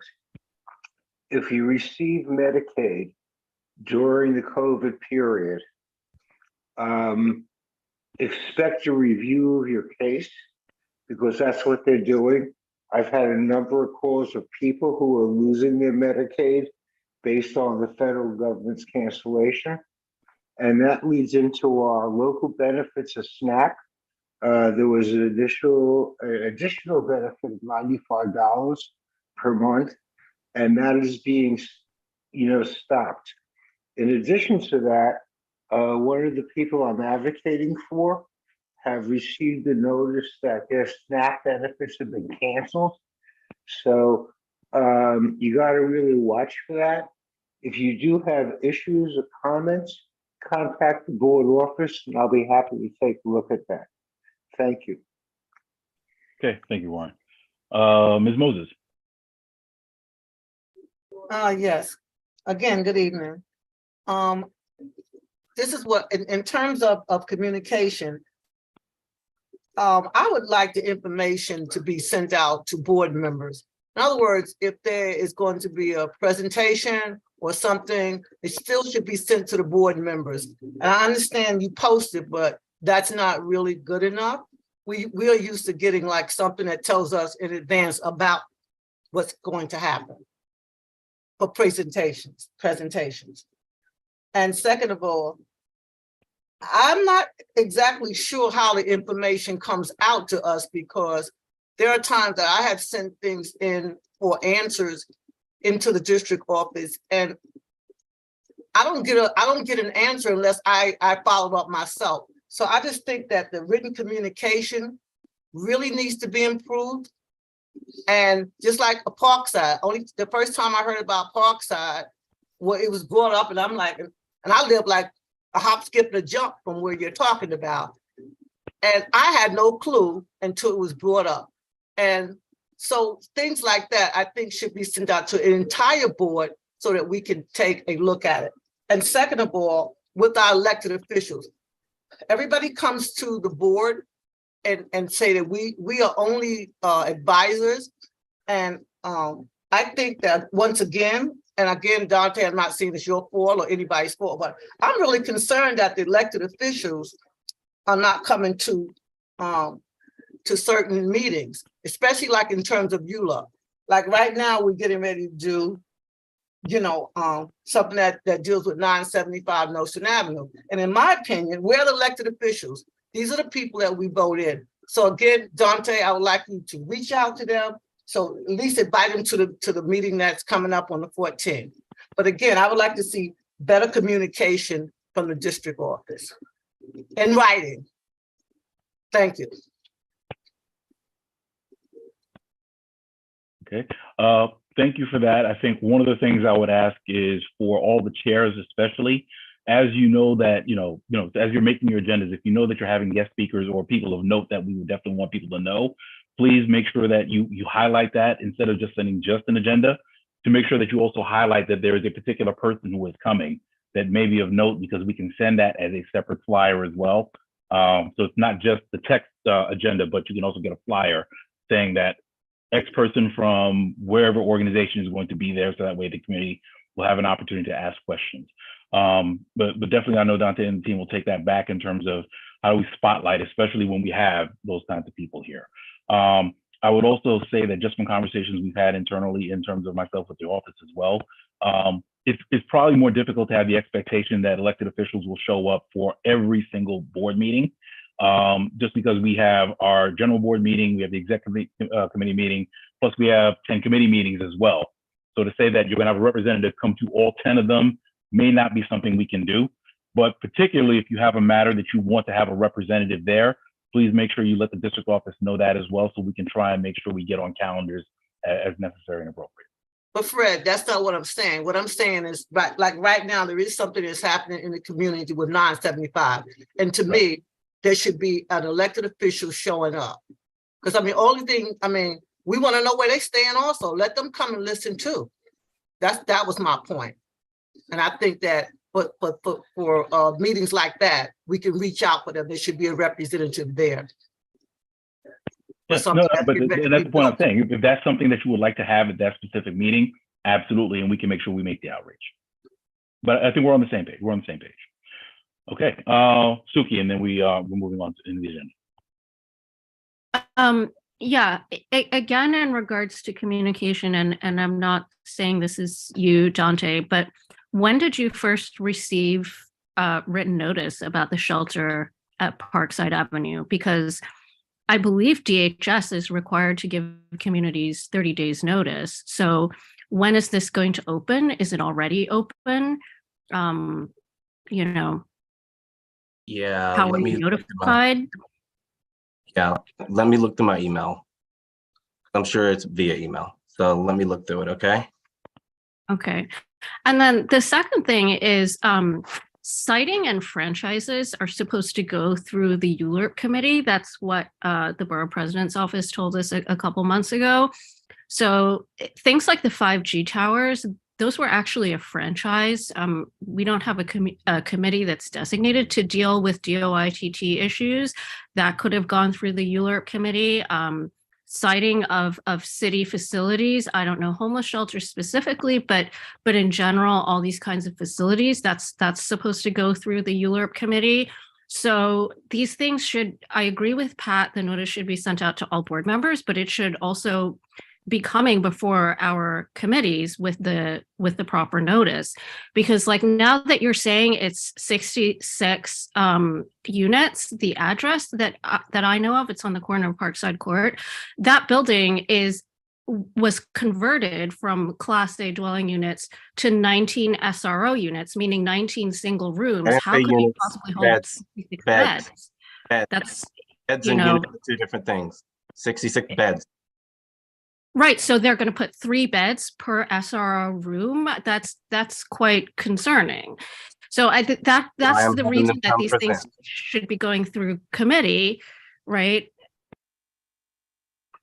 I mean, and you know, so in future, can you get these regular updates from these agencies at your district service cabinet meetings? You know, how are you going to make sure that we're informed, whether it's 5G towers or homeless shelters or whatever, on time? Because there actually are requirements for them to come to us, but they're not. We're not finding out until it's a done deal. Yeah, no, you're 100% correct. I mean, everyone is shocked as I am. And this is exactly what happens. These agencies literally do these things, and then people complain, and then it ends up in front of me. And then everyone's asking me, well, why didn't I know? Because this is exactly what they do. They literally do this. And so I don't know. I do not know until people, some of these things I don't know until they tell me, especially with the Department of Transportation. But you know, all I can do is once I get the information, reach out, get them to come present, get all the information and disseminate it to the board. I hear the sentiments about getting the information out to the board in a timely fashion. I also want to make it very clear that we send out a lot of information. There is a lot of information that goes out, and I know that a lot of board members don't read the information, right? And what I don't want to do is send out partial information on something so important, right? Because then it's going to get lost in all the other emails that we send. So I just want everyone to understand, from my thought of view as a manager, I want to send out a whole package of information for all of you to read and to review, so then you can make informed decisions. As soon as the information comes into the board office, because I know that you're going to ask for them to come and present, right? This is kind of how the board works, right? We have questions, we want them to come present. Now, if there are hard questions that a committee has, please let me know. I will ask those in the district service cabinet, or I will get an email and forward it over to the liaison, and then they'll update me in the district service cabinet. But as soon as stuff comes in, we do our due diligence to try and get it out to everyone on the board, our resident committee members, posting it online, and we'll continue to do that moving forward. Okay. Hi, this is Warren. Warren, I'm sorry, we've already exhausted. I want to add one point of historical information here. I'm sorry, Warren, but we've already closed, Warren, we've already closed the list. I will have it in mind, Warren, we've already closed the list. I will actually have it as part of mine. We can bring it up there, but I want to make sure we're moving the agenda. So if you hold your question, I'll have it on mine. Thank you very much. All right, thank you. Okay. I'm sorry, could I say one thing if I could, please? I'm sorry, no, I can't. We have to move on because we already closed the speakers list. When I get to my report, if it's something, there'll probably be a couple of items that I have similar to Dante, you'll be able to do it there. Okay. All right. Okay, so thank you very much for the report. At this time, we will have our report from our treasurer. Sure. Thank you, Mr. Chair. The finances are in good shape for this month, and we have no expenses, no large expenses for the next 30 days. I would suggest that we start to think about the community fair, if that's something we want to do, as there'll be expenses for that in the coming months. But as of right now, there are no expenses more than $3,000, no large expenses for next 30 days. I think there's a lot of attachments that went out prior to this meeting. If I can ask the district office to also just send the budget snapshot for the month of February, that'd be helpful. That way everyone sees exactly what we have in terms of what's been spent and where we still have money allocated. I won't take up too much time because I know there's a lot of items to vote on this evening, and I personally have a hard stop at 10 o'clock, but I did just want to share with the board that this will be my last general board meeting. I very much enjoyed serving as your treasurer in Community Board 9. It's been great. I think that there are, of course, differences of opinion in terms of what we look at to do and how we see things in our neighborhood, but ultimately, I think there are more things that bring us together and more commonalities between us as compared to things that divide us. And it's been a pleasure to serve all of you. I'm taking a role as one of the associate commissioners in the Department of Design and Construction in early March.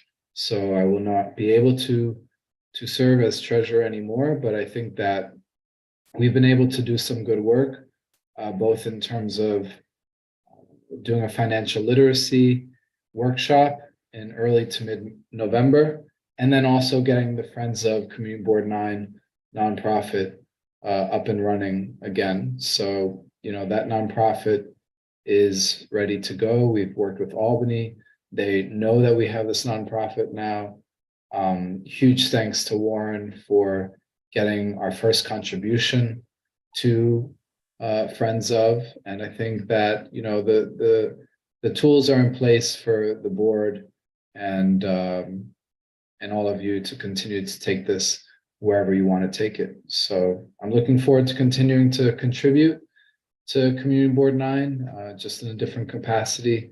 And, you know, I think the story that that Dr. Hackett shared earlier this evening, and also shared last month is really important. And so to the extent possible that I can be helpful in the city agency that I'll be working in, I want to be helpful and want to make sure that everyone in our neighborhood knows you have a partner at the Department of Design and Construction. So thank you for the opportunity, and huge thanks to Fred, our chair. I think doing a great job, and appreciate the opportunity to serve.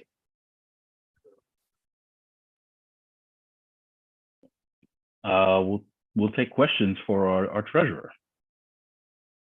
Any questions for our treasurer? I'm gonna put myself on the list, but I'll go last. Who would take over for your role then, Christian? That's a great question. I think that there may be an intern person, or you'll have to do an election. I defer to the executive board in terms of how they'll want to run things, but I did do a call well, that was more regarding Friends of, to kind of put things in order and make sure that the documents are in place. And I'm always going to be a resource. So whoever becomes treasurer next, I'm only a phone call away, and I'm happy to be helpful however I can. Will you be involved in both residential and commercial construction? That's a good question. Thank you. The way that Department of Design and Construction works is it's more construction of public goods. So everything from the East Side Resiliency Project on the Lower East Side of Manhattan to fortify Manhattan from future hurricanes, everything as large as that, to sidewalks and sewers. So it's really more focused on capital projects that serve a public good. It's not so much residential or commercial. So you might be overstepping your boundaries if you decide to help Dr. Hackett. Well, I mentioned Dr. Hackett, and I don't want to get too far off course, but I mentioned Dr. Hackett just because I know she's shared her challenges in terms of getting in touch with the city agency. And I think that sometimes for all of us, it can be frustrating when we try and get in touch with the city agency, even what we were just talking about with the shelter coming up on Parkside. Sometimes city agencies aren't as responsive, or we don't get the information in a way that is helpful in enough advance notice. So to the extent that I can be helpful from my small purview in DDC, then I'm happy to be helpful. And maybe that means giving a brief update every so often to let you all know about projects in the neighborhood or some of the other things that the agency is working on. I see. Okay. Good luck. Thank you. All right, Warren, I will see you next. Hello. I'm sorry, hold on. I need to take a speaker's list, but let's see. Warren, I see you next. Anybody else who wants to speak, please raise your hand or wave so that way we can get a list. We do need to make sure that we're moving. Any other I just Okay, want to Warren, I make see a, you. Oh, you Bishop hear me, Gonzalez, Fred? I Yes. hear you. Yes, go ahead. Kristen, I just want to thank you for your remarkable service to our chairman and to our community, and I wish you all the best. May God's grace go with you and your family. Thank you. Thank you so much. You're welcome. Okay, Warren, I see you. Primo, if there are any other questions, please use the raise hand function right now.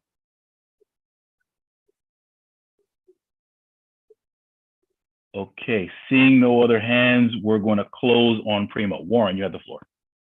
Yes, first of all, Mr. Pruitt, I found out how to raise my hand. You go into reactions, and that's where it is. The most important I've thing been I doing that, want. and mine is still missing. Okay, well, I found it, so maybe Okay. you could try. All right. But anyway, Looking. I have to tell you that I've been the treasurer probably, I don't know, 8 years ago. And I just really appreciate and respect the work that Chris has done.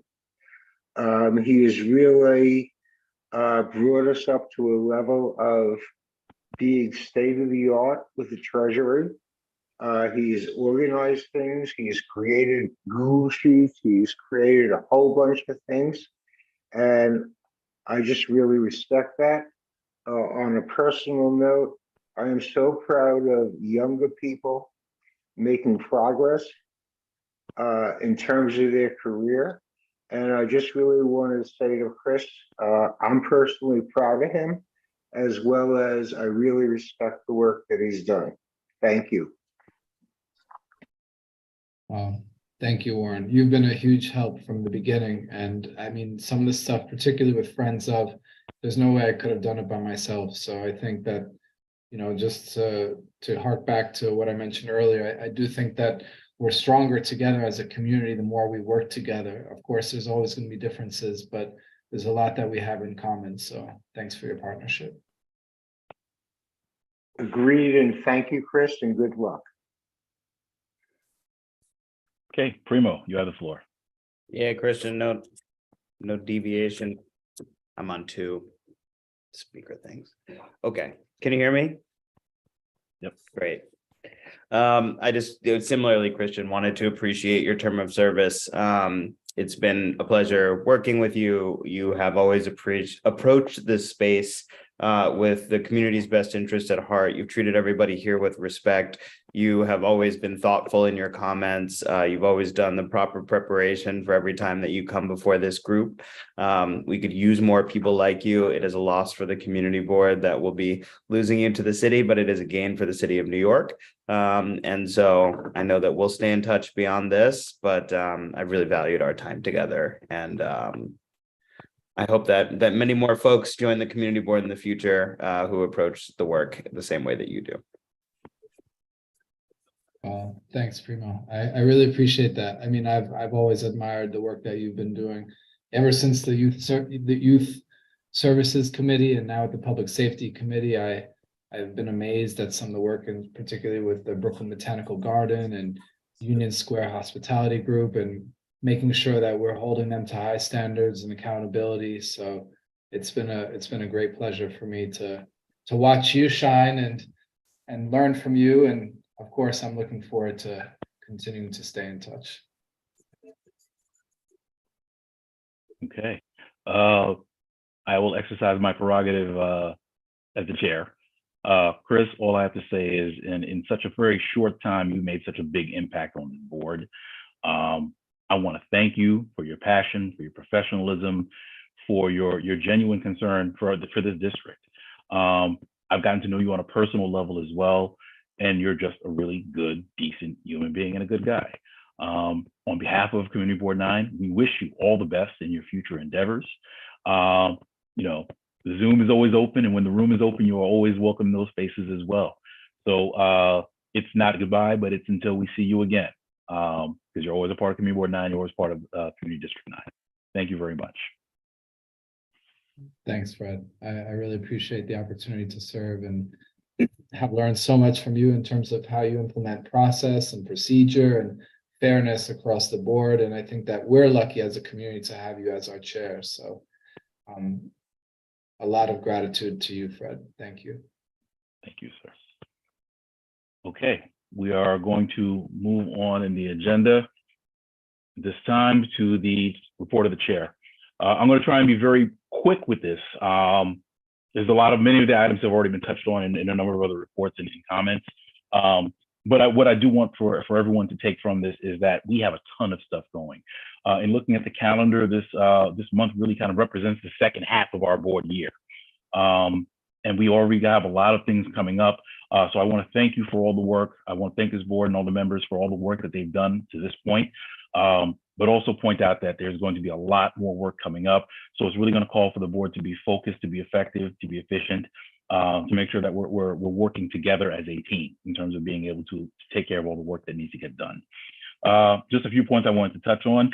So board membership, and I believe the district manager already talked about that. So the board applications for the board have closed, but the work is still going to continue.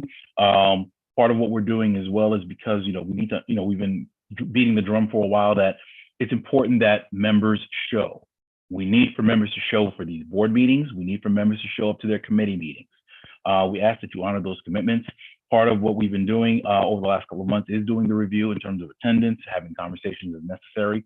So we're already starting to do the work in terms of making sure that we're having the conversations necessary to make sure the people who are here are the people who are going to come and do the work. There'll be additional conversations we're having with chairs as well regarding the committees, making sure that members are showing up and attending. And you will probably see within the next week or so, we'll have revised rosters in terms of there'll be some paring down in terms of if there are members who are no longer serving on those committees or on the board. But additional information as that goes along as well. Very briefly, I want to talk about two items for the Transportation Committee that we mentioned before, the Flatbush Avenue Corridor Town Hall. We had the town hall last week, and I want to thank all those members of the Transportation Committee who served as facilitators. I want to thank all those members of the board who came and provided commentary, and to all the residents of the district who came out as well. It was very well attended, and I was really, really pleased with the candor, with the concern about the potential of any of the changes on the corridor. So we were able to get a lot of good feedback and commentary, looking to synthesize that and have additional conversations in terms of understanding really what the sentiments of the community are with respect to Flatbush and the corridor, not just our section, but all together. What things we need to make sure are priorities if there are any changes made, and understanding those things and being able to advocate as a board. So I definitely invite for people to come to the Transportation Committee meetings to provide that commentary. Similarly, the Brooklyn Bus Network redesign. So there was a district level meeting that was had, I believe it was February 7th. And not to sugarcoat it, there are some proposals that are concerning because of the potential impacts that they will have on the residents of the district. So we have done outreach to the MTA. There is still time in terms of being able to provide commentary and feedback with some of the proposals that were given. But the one thing I want to make sure is that we are working at a higher tempo in terms of we don't know when things become final. There are a lot of deadlines that haven't been settled or established yet, but we don't want to be caught napping where where doors close and it's too late for us to provide the input.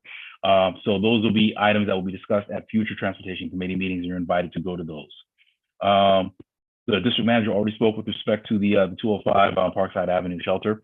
And I do want to say, just from that respect, this was something that was a surprise to the board in terms of the agency basically declared it as a final, not a conversation, which is still a concern to us. So I do want to thank the district office for reaching out to DHS in terms of making sure that there's representation from the agency to explain what exactly is going here, what the parameters are, what support services are being done, and just in terms of the process overall. Because I think as a matter of respect, that is something that should have been communicated to the board way in advance, and that's something that there should have been input from the board with respect to that as well. One of the feelings that I think we often have is that a lot of things are placed in the district without our knowledge, without our comment, and I think it's important that those conversations, we be included in those conversations on a go-forward basis, not just with DHS, but with all agencies.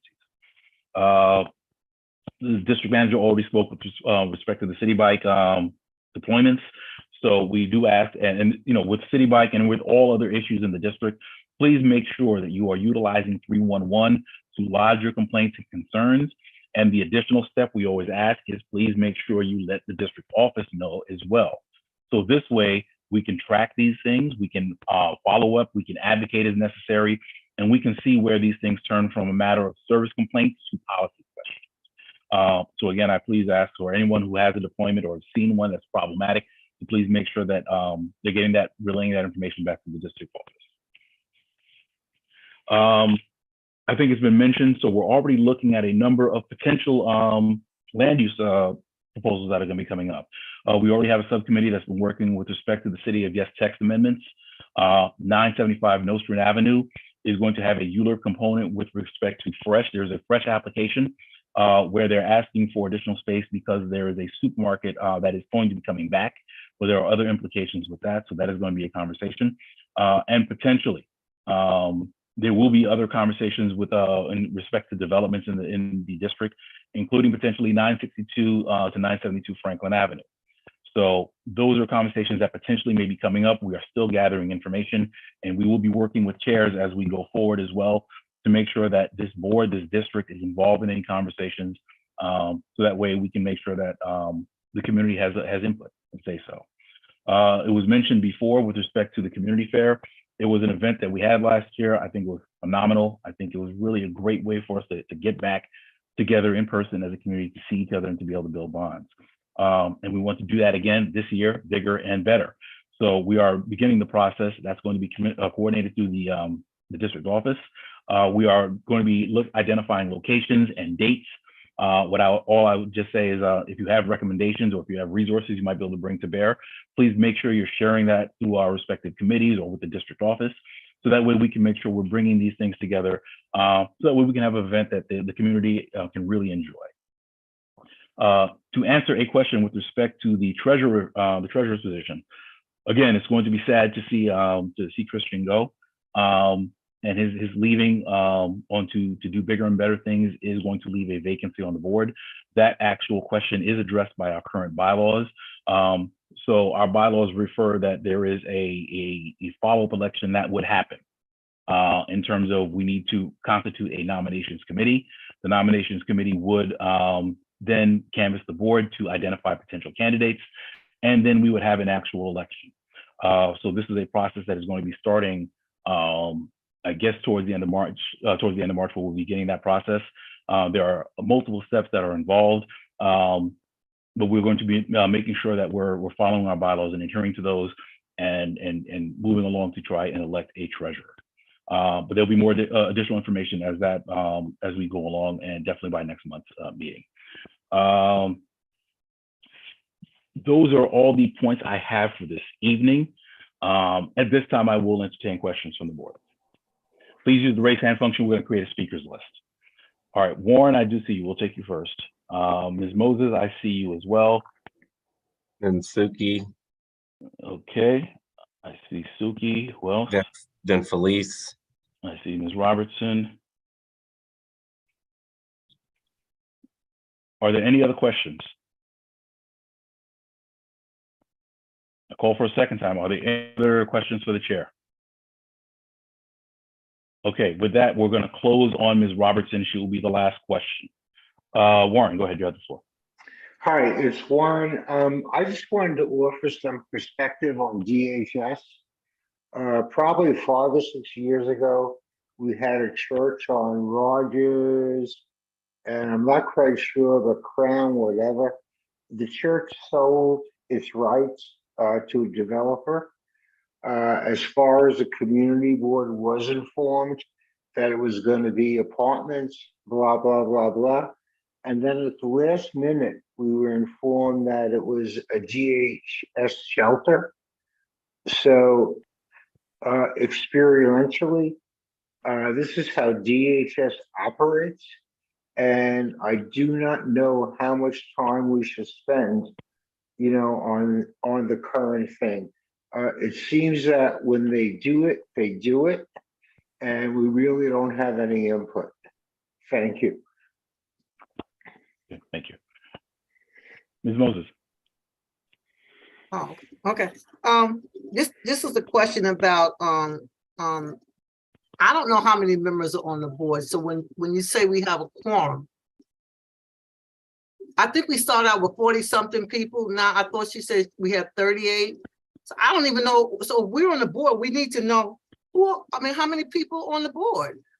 I mean, how do we know we have a quorum? I think she said now 38. And before I thought we had 40 some odd people. So what happened to the people? And normally if they resign or whatever, is brought to the entire board. So I'm not really understanding how many people are on this board. Right. So we have had a number of resignations that have happened. Just out of respect, just in terms of, I'm not sure if it's something that they want to make public or if there's circumstances that they want to be public, but we have received those, but count is accurate when we are down to 38 at this time. No, but what I'm saying is we don't need to know. I mean, I don't need to know why, but the point, I think if we are the board and we vote as a board, we need to know that so-and-so resigned. Because if if anything else happened, the board would have to vote on it. So I just need, well, I'm not saying I think we need to know when it goes down by one, so-and-so resigned. And now we have X, Y, and Z. Because you can't say you have a quorum when you don't even know what the quorum is. Okay, noted. Point taken. Thank you. Okay, Ms. Young. Yes, so I just wanted to say with respect to the City of Yes zoning subcommittee, you mentioned there were items that would be coming up for ULURP. And the Department of City Planning has indicated that this April, the zoning for zero carbon amendments will be up for ULURP, which means that all of you will be voting on them in a couple of months. So if you are interested in issues related to green technology, whether it's solar panels or battery storage or electric vehicle chargers, bioswales, all these kinds of things, please come to the meeting. Our next meeting is March 7th, next week at 7 p.m. It's up on the website now. And these are issues that affect homeowners, if you want property owners, if you want to make changes, but also tenants. There have been some cases where tenants in Williamsburg had a lot of concerns about huge batteries that were being placed on their roofs. So changes are being made to the rules. Some of them are needed, but what changes are they going to be? What will they look like? How will it affect you? If you want to know, come to the meeting and let city planning know your opinion before these changes go forward. All right, March 7th, 7 p.m. Oh, and also, especially, I know that Teresa, it looks like you brought up in your committee, the Environment Committee, that you guys wanted to participate in this. So I'm definitely inviting all of you, Chair Timothy, if your committee can collaborate with us on this, we would very much appreciate that. Likewise, there are other parts of these zoning text amendments. They're huge, they're sweeping. Some of them deal with housing, some of them deal with economic development. So we'd like to collaborate with those committees on those parts of that as well. So please come to our meetings. Thank you. Okay, Ms. Robertson, you got a question? Yes, I just wanted to comment on what CP has said previously regarding the 5G. So I don't know if anyone is aware or took notice that on Bedford and Empire, there is a 5G standing right there. I don't know what we can do about that now, but it is there. So I asked the question, what do we do? Well, no, I mean, the 5G is definitely a question. We've had people who've come and represented. So at this time, this is a conversation that I think is probably appropriate for environmental protection. And I'll have that conversation with the chair, or if there's any other chairs who think it might be under their purview. But yeah, I think it's appropriate for it to go to the committee for an actual recommendation from the board in terms of how to proceed. Yes. Okay, thank you. Those are the next steps. Thank you. Okay, all right. We are going to move on at this time now. Okay, pardon me, let me just get myself situated here. All right, we are now going on in the agenda to, here we go, thank you. Too much paper. Okay, we are now to our voting session. So we have a number of items that we need to consider this evening. We had revised our agenda, so we are going to consider the youth services proposal for a job and internship fair. At this time, Sol, are you here? I'm here. All right, if you could just give a very brief overview with respect to your proposal.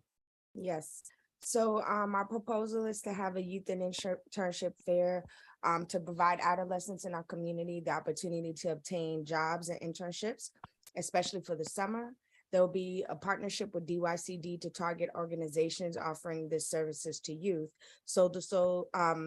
And we will also have the objective of the event is to provide youth with earning potential and job readiness training, enabling them the ability to be self-sufficient, productive members in society. And we will just basically wanting to do that. I have also spoken or informed and let the commissioner of DYCD know and some of his deputies know that we're possibly working to do this event and working to collaborate to figure out how we can get organizations offering jobs and internships in the community to come and vendor and provide the information for our youth. And the cost is that we turned in was for $2,500. And also the commissioner will be speaking at our next meeting on March, which is next Tuesday, March 7th, the commissioner of DYCD. So we'll also talk to him and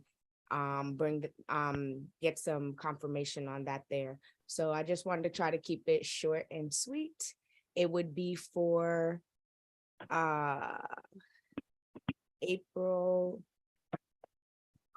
Saturday, April 1st, Dr. Robert McNair Park between Classen and Washington from 12 to 4 p.m. And I guess that would be all I would have to say for now. Okay, thank you very much. All right, so just some additional information. So with respect to that, the proposal was brought to the executive committee. The recommendation of the committee was to approve the event subject to budget availability. So the proposed budget was for $2,500. The district manager and the treasurer have worked and identified certain funds that can come from the board office. And we will be continuing work in terms of identifying additional sources to fund the event. But at the very least, what we wanted to do at this stage was authorize the event so we can do it and we can continue to work to try and make sure that it's successful and funded for the proposed date by the chair. Before we continue on though, I just want to make sure and confirm that we have a quorum. Madam Secretary, can you please call the roll very quickly?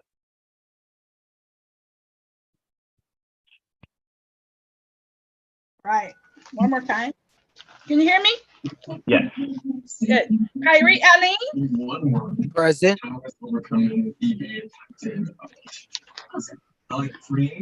Nicholas Almanar. Present. Stuart Balberg.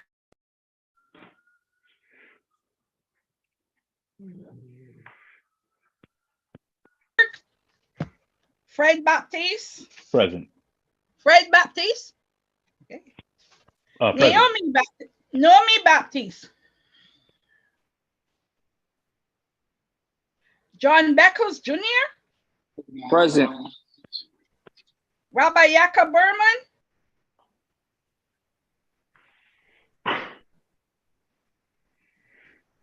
Warren Burke. Here. Augustine Blackwell. Here. Celeste Chase. Present. Suki Chang. Present. Saul Carey. Present. Jimmy Esteen.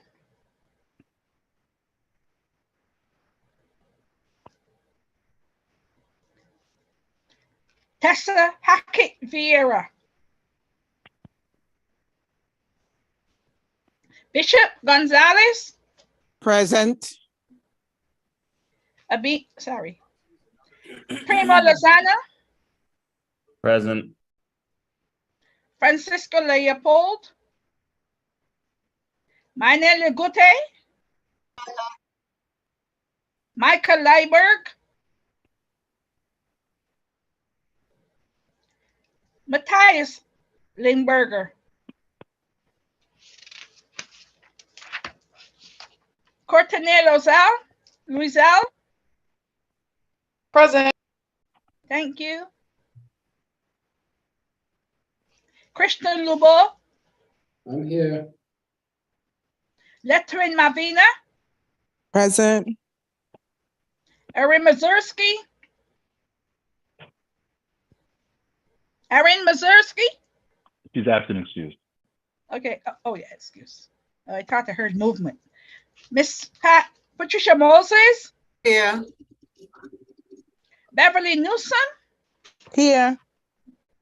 Yankee Pearson.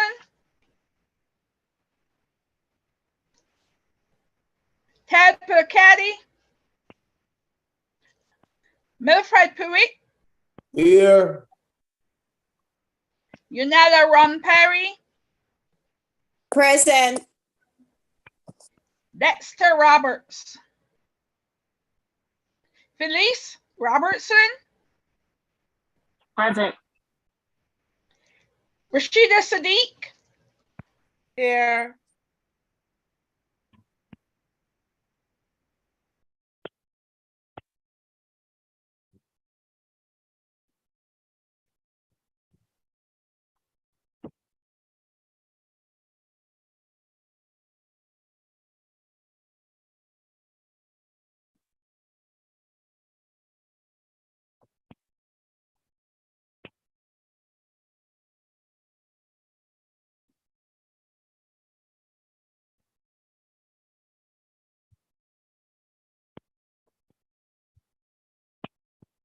I'm sorry,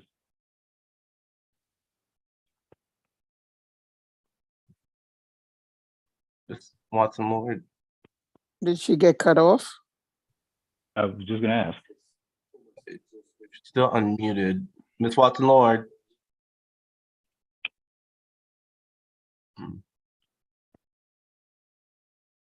How many people are on the board now? We should really have a list. The secretary has a list, 38.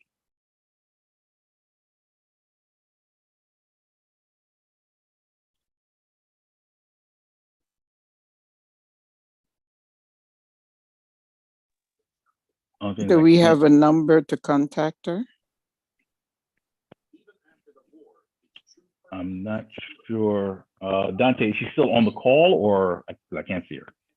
Yeah, still logged in. I'm gonna try to work on the back end to give her a call. Give me a second. Okay.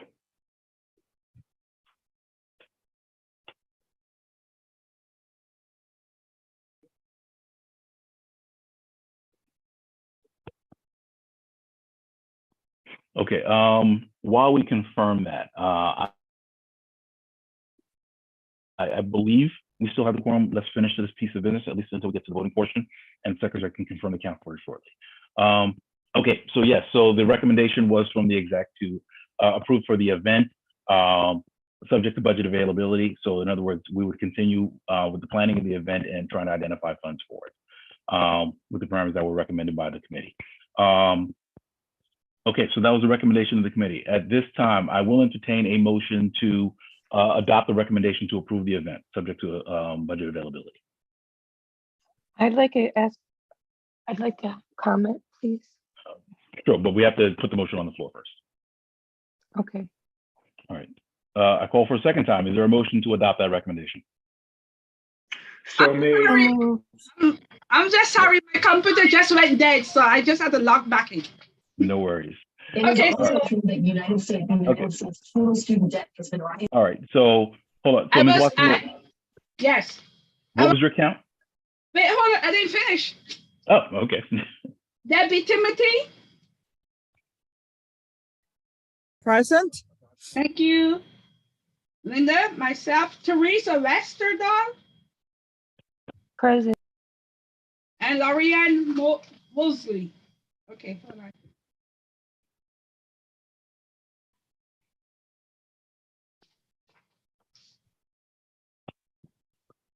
Nicola wants to read in favor for the job fair and internship fair. 26 present. 26 present, we have a quorum. Okay, all right. I'm sorry, so I will call again. So do I have a motion to adopt the recommendation to approve the event subject to budget availability? So made. I hear So a move by moved. Warren Burke. Oh, Second. I have a second by Nicholas Almore. It's been moved and seconded. We will have unreadiness. Ms. Westerdahl, I see your hand up. Are there any other questions with respect to the motion? Please use the raise hands function. We will create the speakers list.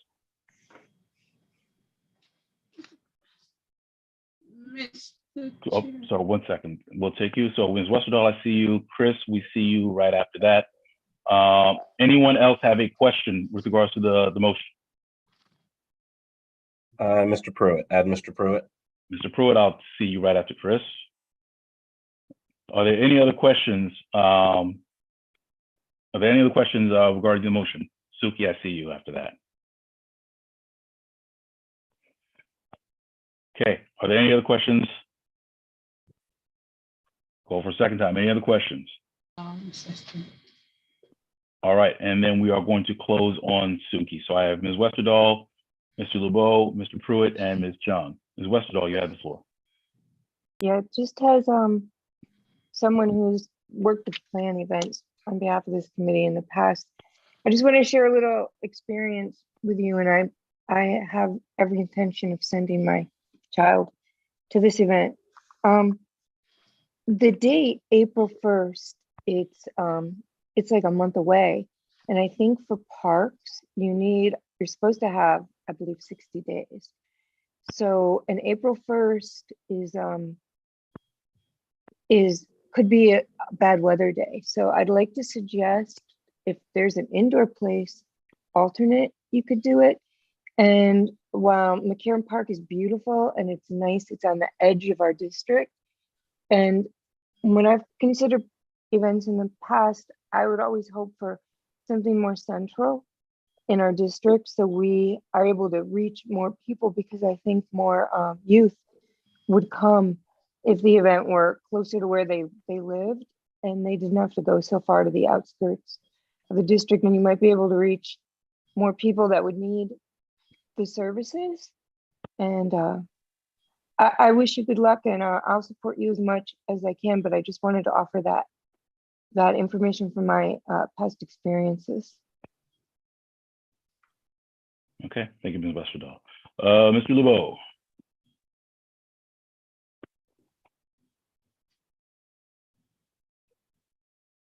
I'm sorry, Mr. Chair. Give me just a second here. But yes, thank you, Mr. Chair.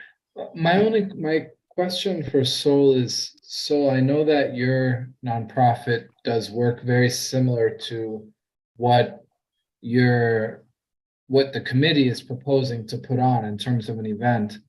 And I'm curious if there would be any affiliation between your nonprofit and the event that your committee would like to hold. The only thing I would do is like maybe have like interns helping with the event, but other than that, that would be it. There would be no like financial gain or anything like that involved with it, but some of them were planning to volunteer for the day. Yeah, okay, I appreciate that. I think just for perception purposes, and I welcome thoughts from others on the group, but I think for perception, outside perception, if this goes through, I think it would be best to completely separate it, even not having interns volunteer at the event, just so that there's no perceived conflict of interest. Of course, anyone can show up and attend the event, but I think just to make things clear, separation between the two, it might be helpful to not have the interns volunteer. That's just my suggestion though, and I welcome thoughts from other people on the call. Okay, thank you. Mr. Pruitt. Yeah, I wanted to go back to Christian's question because that's kind of what I was thinking too, but only from a different angle.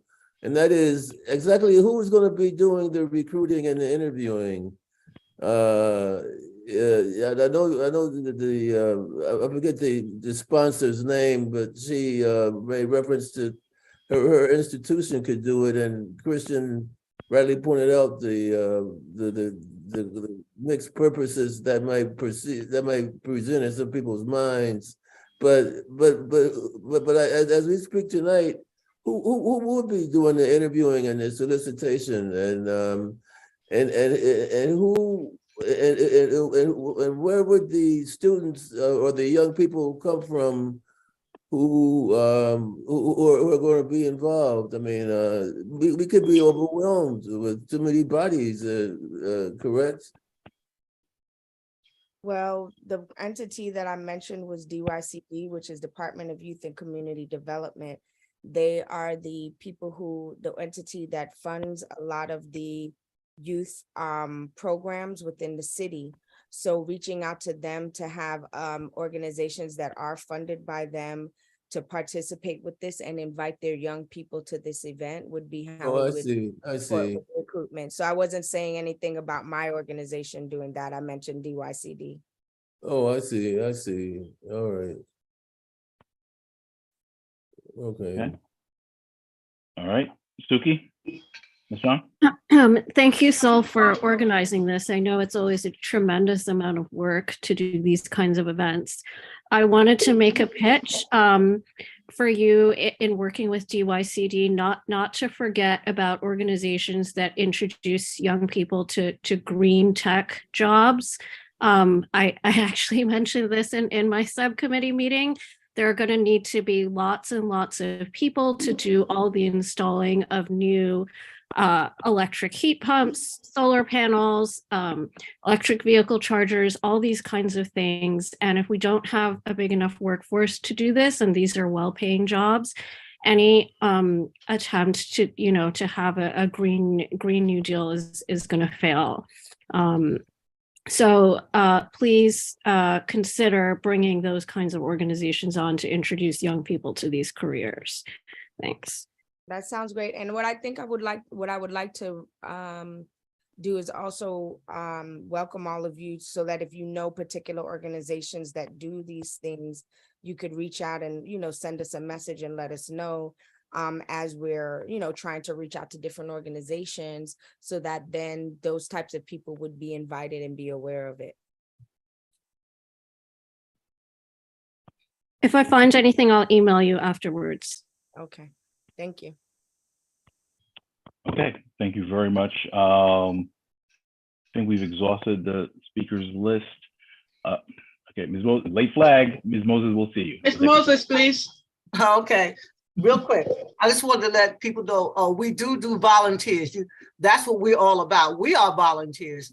So when a person gives something through the community board, we do reach out, and there are volunteers. There's people that will even come and help with soliciting jobs for young people.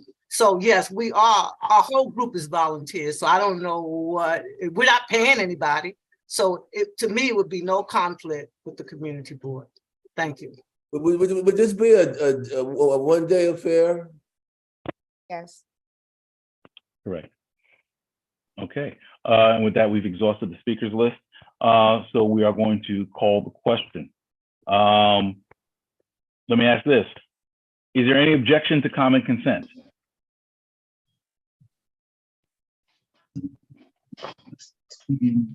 Is there any objection to common consent? I call a second time. Okay, hearing none. Madam Secretary, please record that the Community Board 9 adopted the motion by common consent. Please put a vote in. Okay, all right.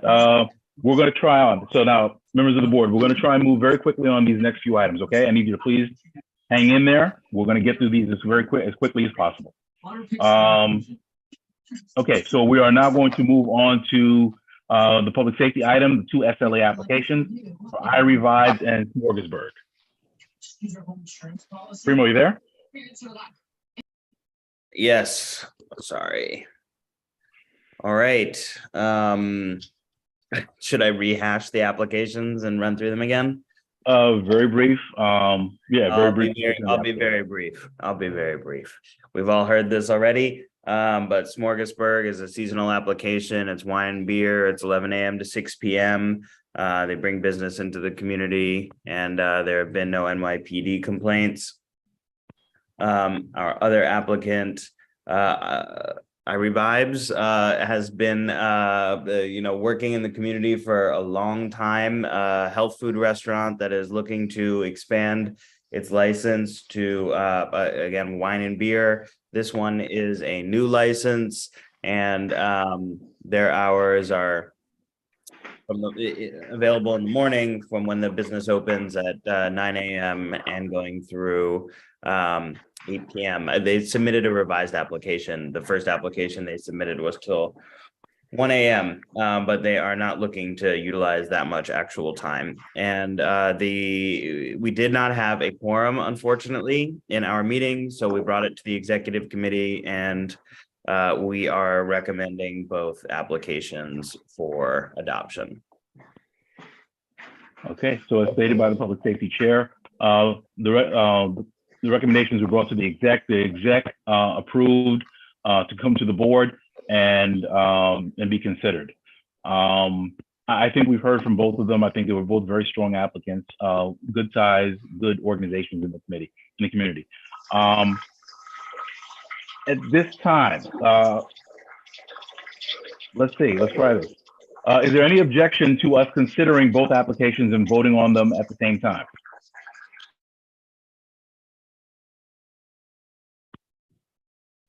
Okay, sounds good so far. So at this time, I'll entertain a motion to approve both applications in a single resolution. Do we have that motion? Yes, I'll motion. make that motion. So moved. Okay, I heard moved by Sol. Was that you? I heard Sol. And do I have a second? Second. Second by Mr. Pruitt. It's been moved and seconded that we approve both of those applications in a single resolution. Are there any questions? President Trump's election conspiracy is just a few days after the 2020. Somebody got their TV on. Are there any questions? Taking the speakers list. Are there any questions with regards to the approval of the applications?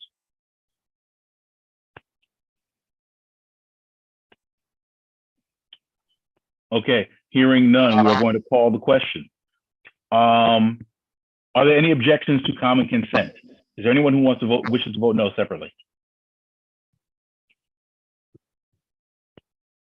Okay, hearing none. Madam Secretary, please record that CB9 adopted the resolution to approve both applications by common consent.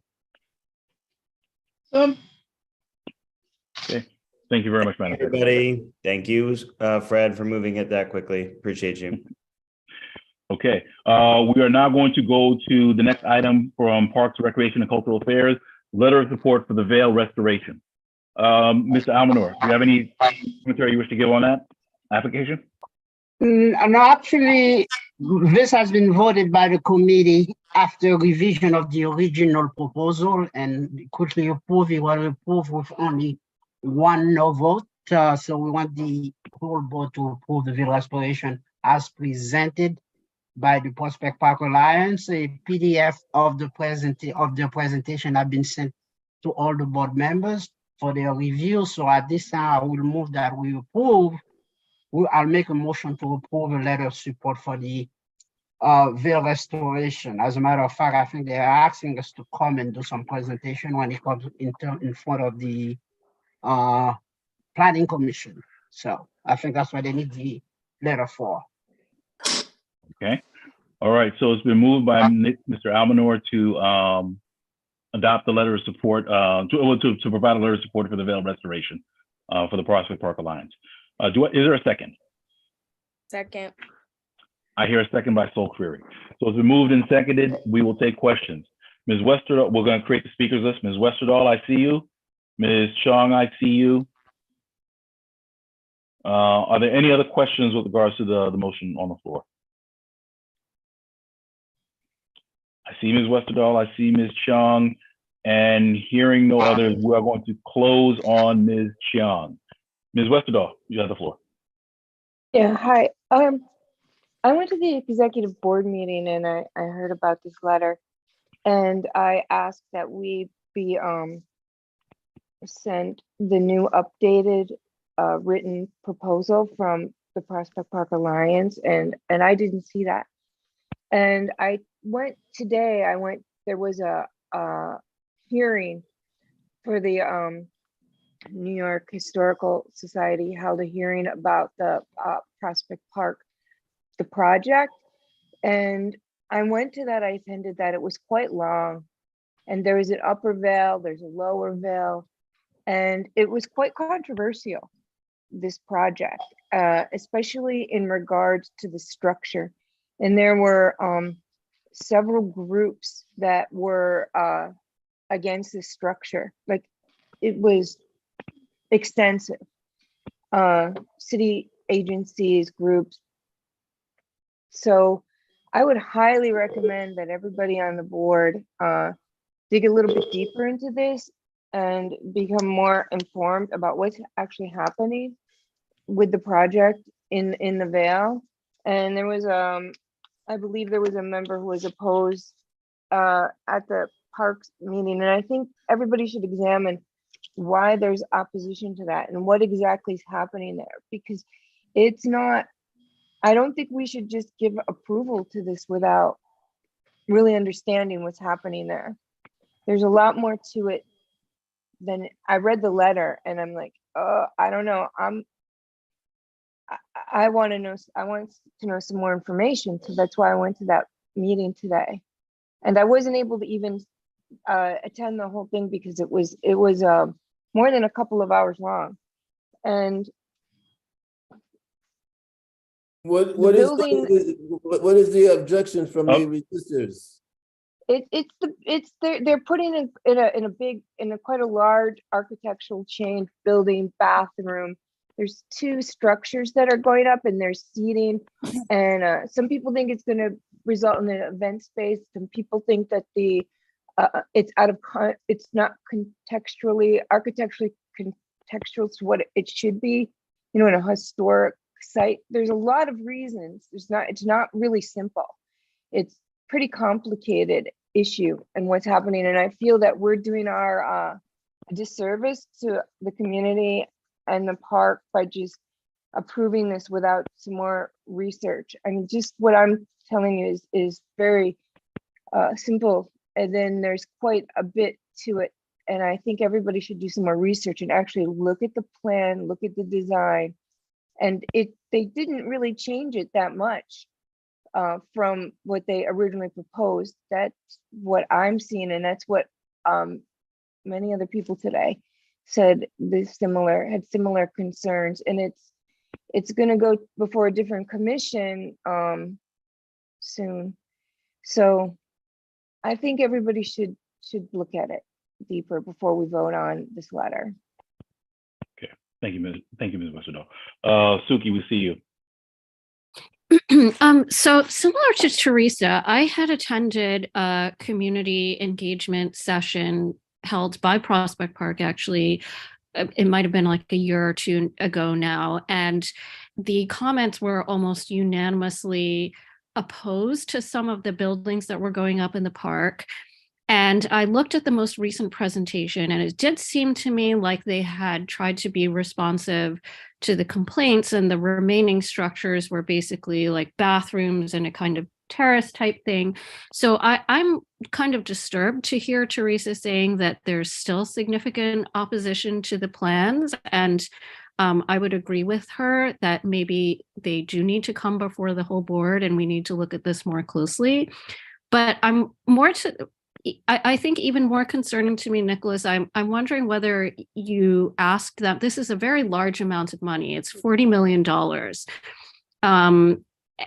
And although I'm getting a better sense that this isn't just for the Vale, that there are other projects that have been part of this as well, I'm wondering whether you asked Prospect Park for an itemization of how much each thing cost, how much is the Vale portion expected to cost, how is this being bid out, right? Like, what's the bidding process for this? And if, I don't think we're opposed to the idea of Prospect Park getting this money, but let's say they get this money and they don't use up all of it on the Vale, will money be available for other projects in Prospect Park? Because every year we come up with something, some renewal project that we need, and we have to submit it to participatory budgeting. And it seems like there's never enough money for all the things we want to do. So I'd really like to get a better sense of the budget here.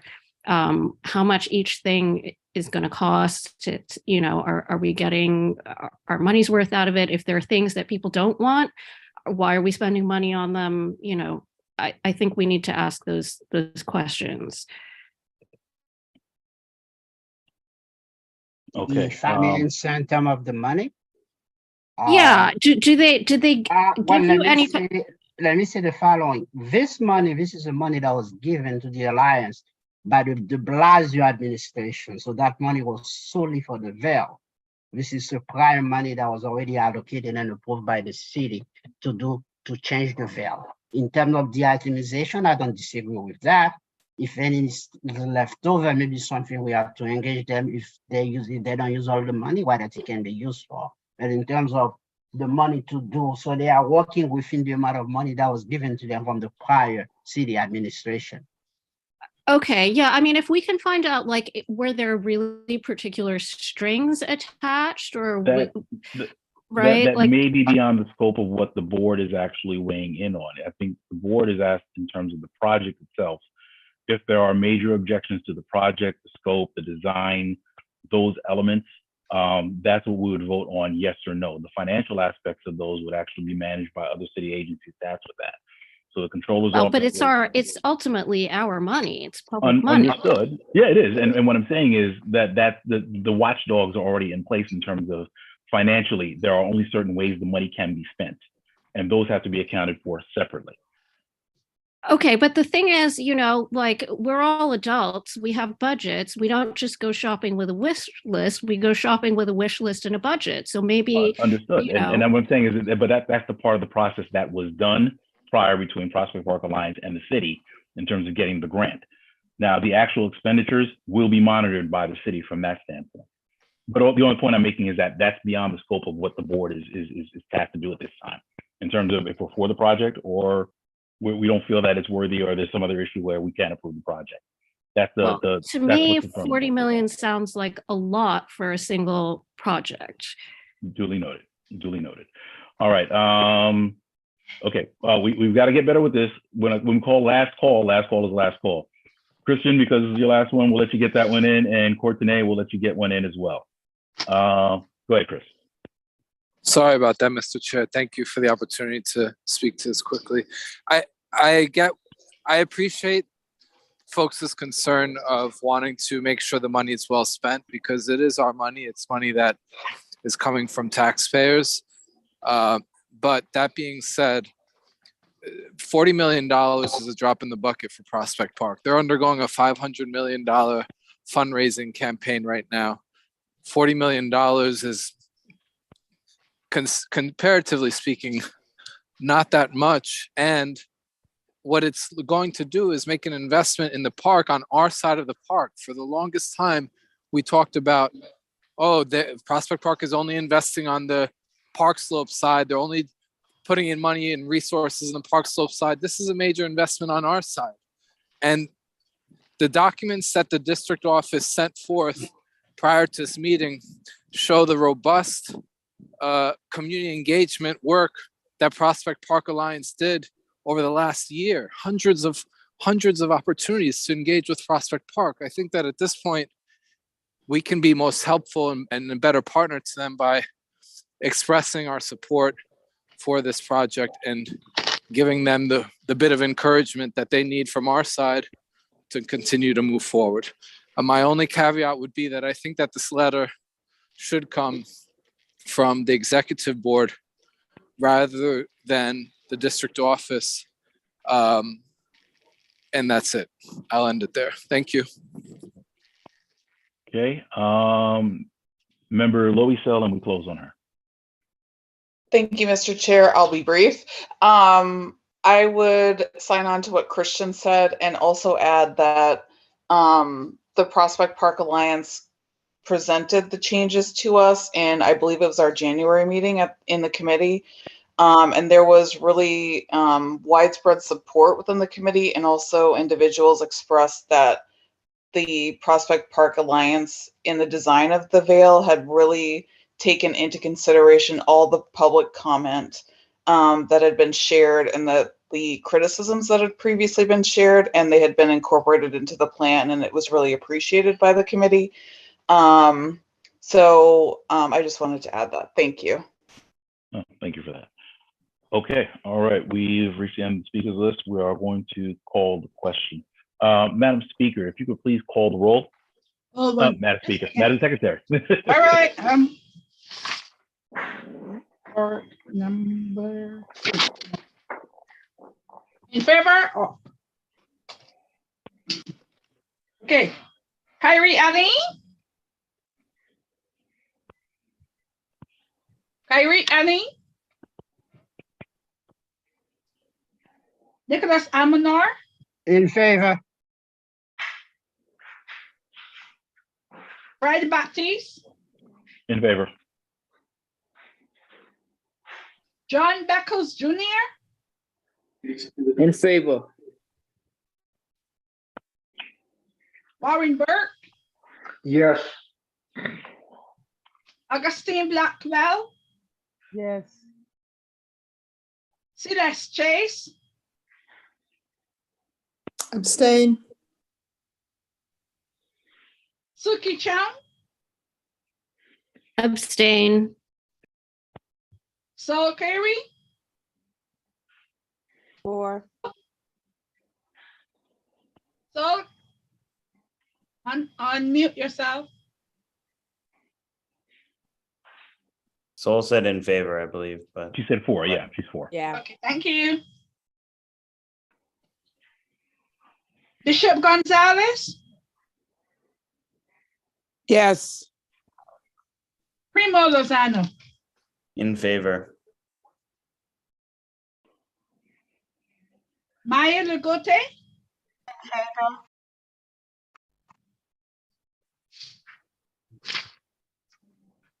Courtney?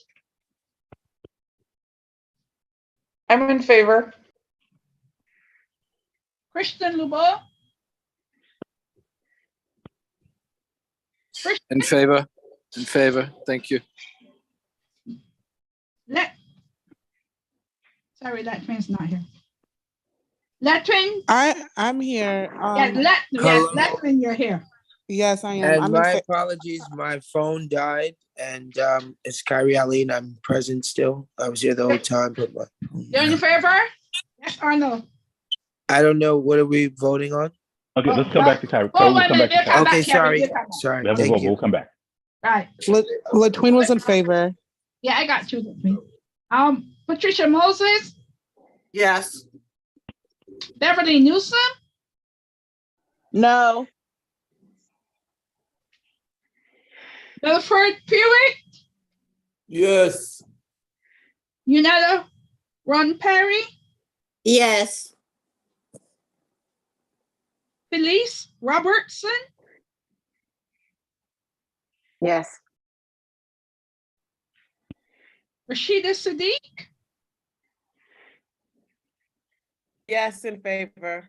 Thank you. Debbie Timothy? Yes. Linda Watson Lord, yes. Miss Teresa Westerdahl? Miss Westerdahl? No. Thank you. Okay, 1 minute, sir.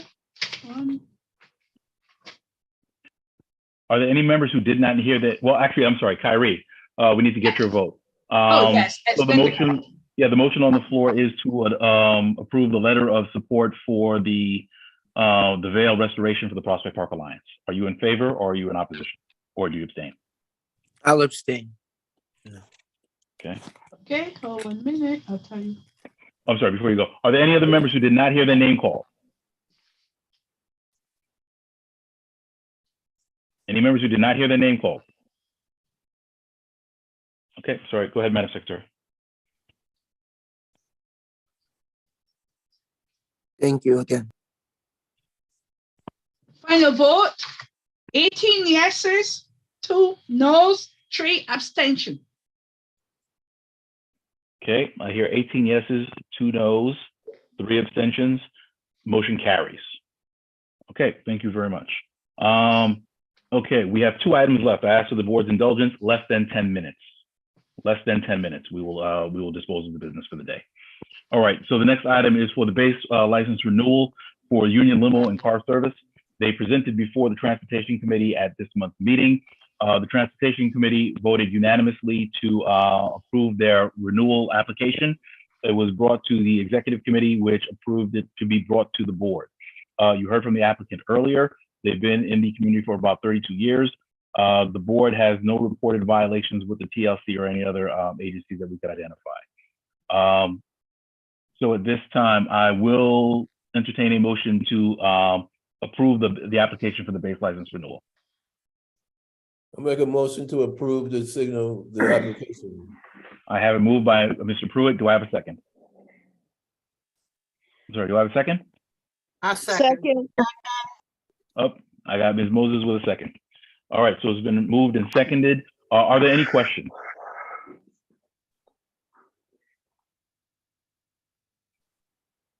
I call for a second time. Are there any questions? Okay, we're going to call the question. Are there any objections to adoption by unanimous consent? Are there any objections?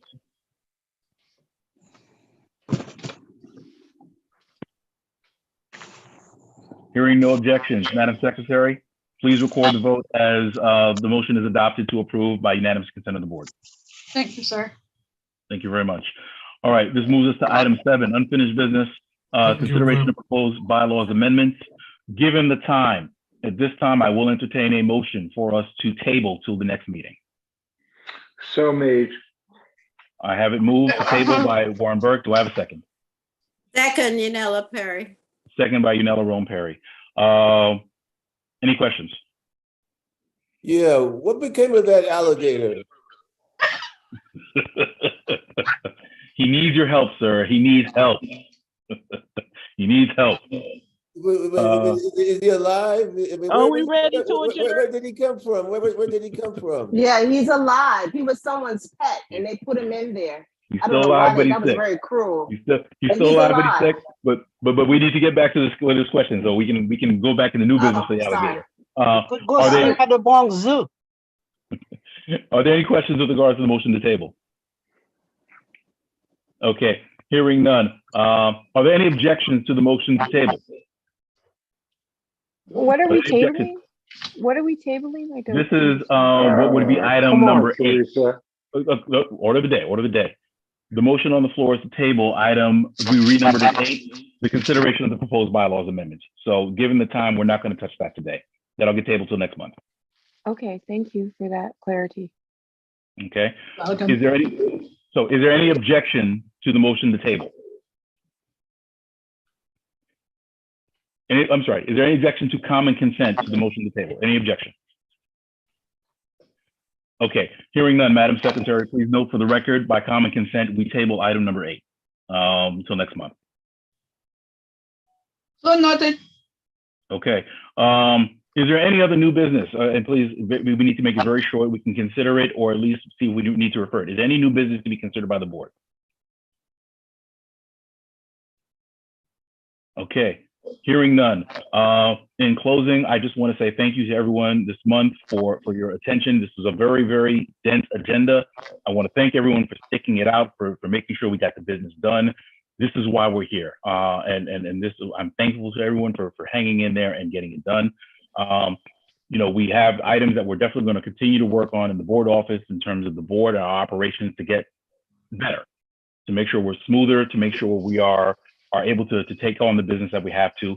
I ask everyone to stay strong. We've got a very busy couple of months coming up, but this board can do it. It has shown it has the ability and the capacity and the talent to do it. In closing, I also want to thank again those members of the board who are leaving. I want to thank our treasurer, Christian Lebeau, for your dedicated and faithful service. Again, I'm not going to say it like you're moving out of the district. You're still going to be around. We wish you good luck in everything you do, and we thank you for your time here at Community Board 9. And with that being said, at this time, I will entertain a motion to adjourn. Motion to adjourn. I have it Louise moved. Robertson, adjourn. I have it moved, seconded, thirded. Any ejection? No, let's go. None. Okay. Good night, everyone. Good night. Stand Congrats, adjourned. Christian. Madam Secretary, time is 10:02.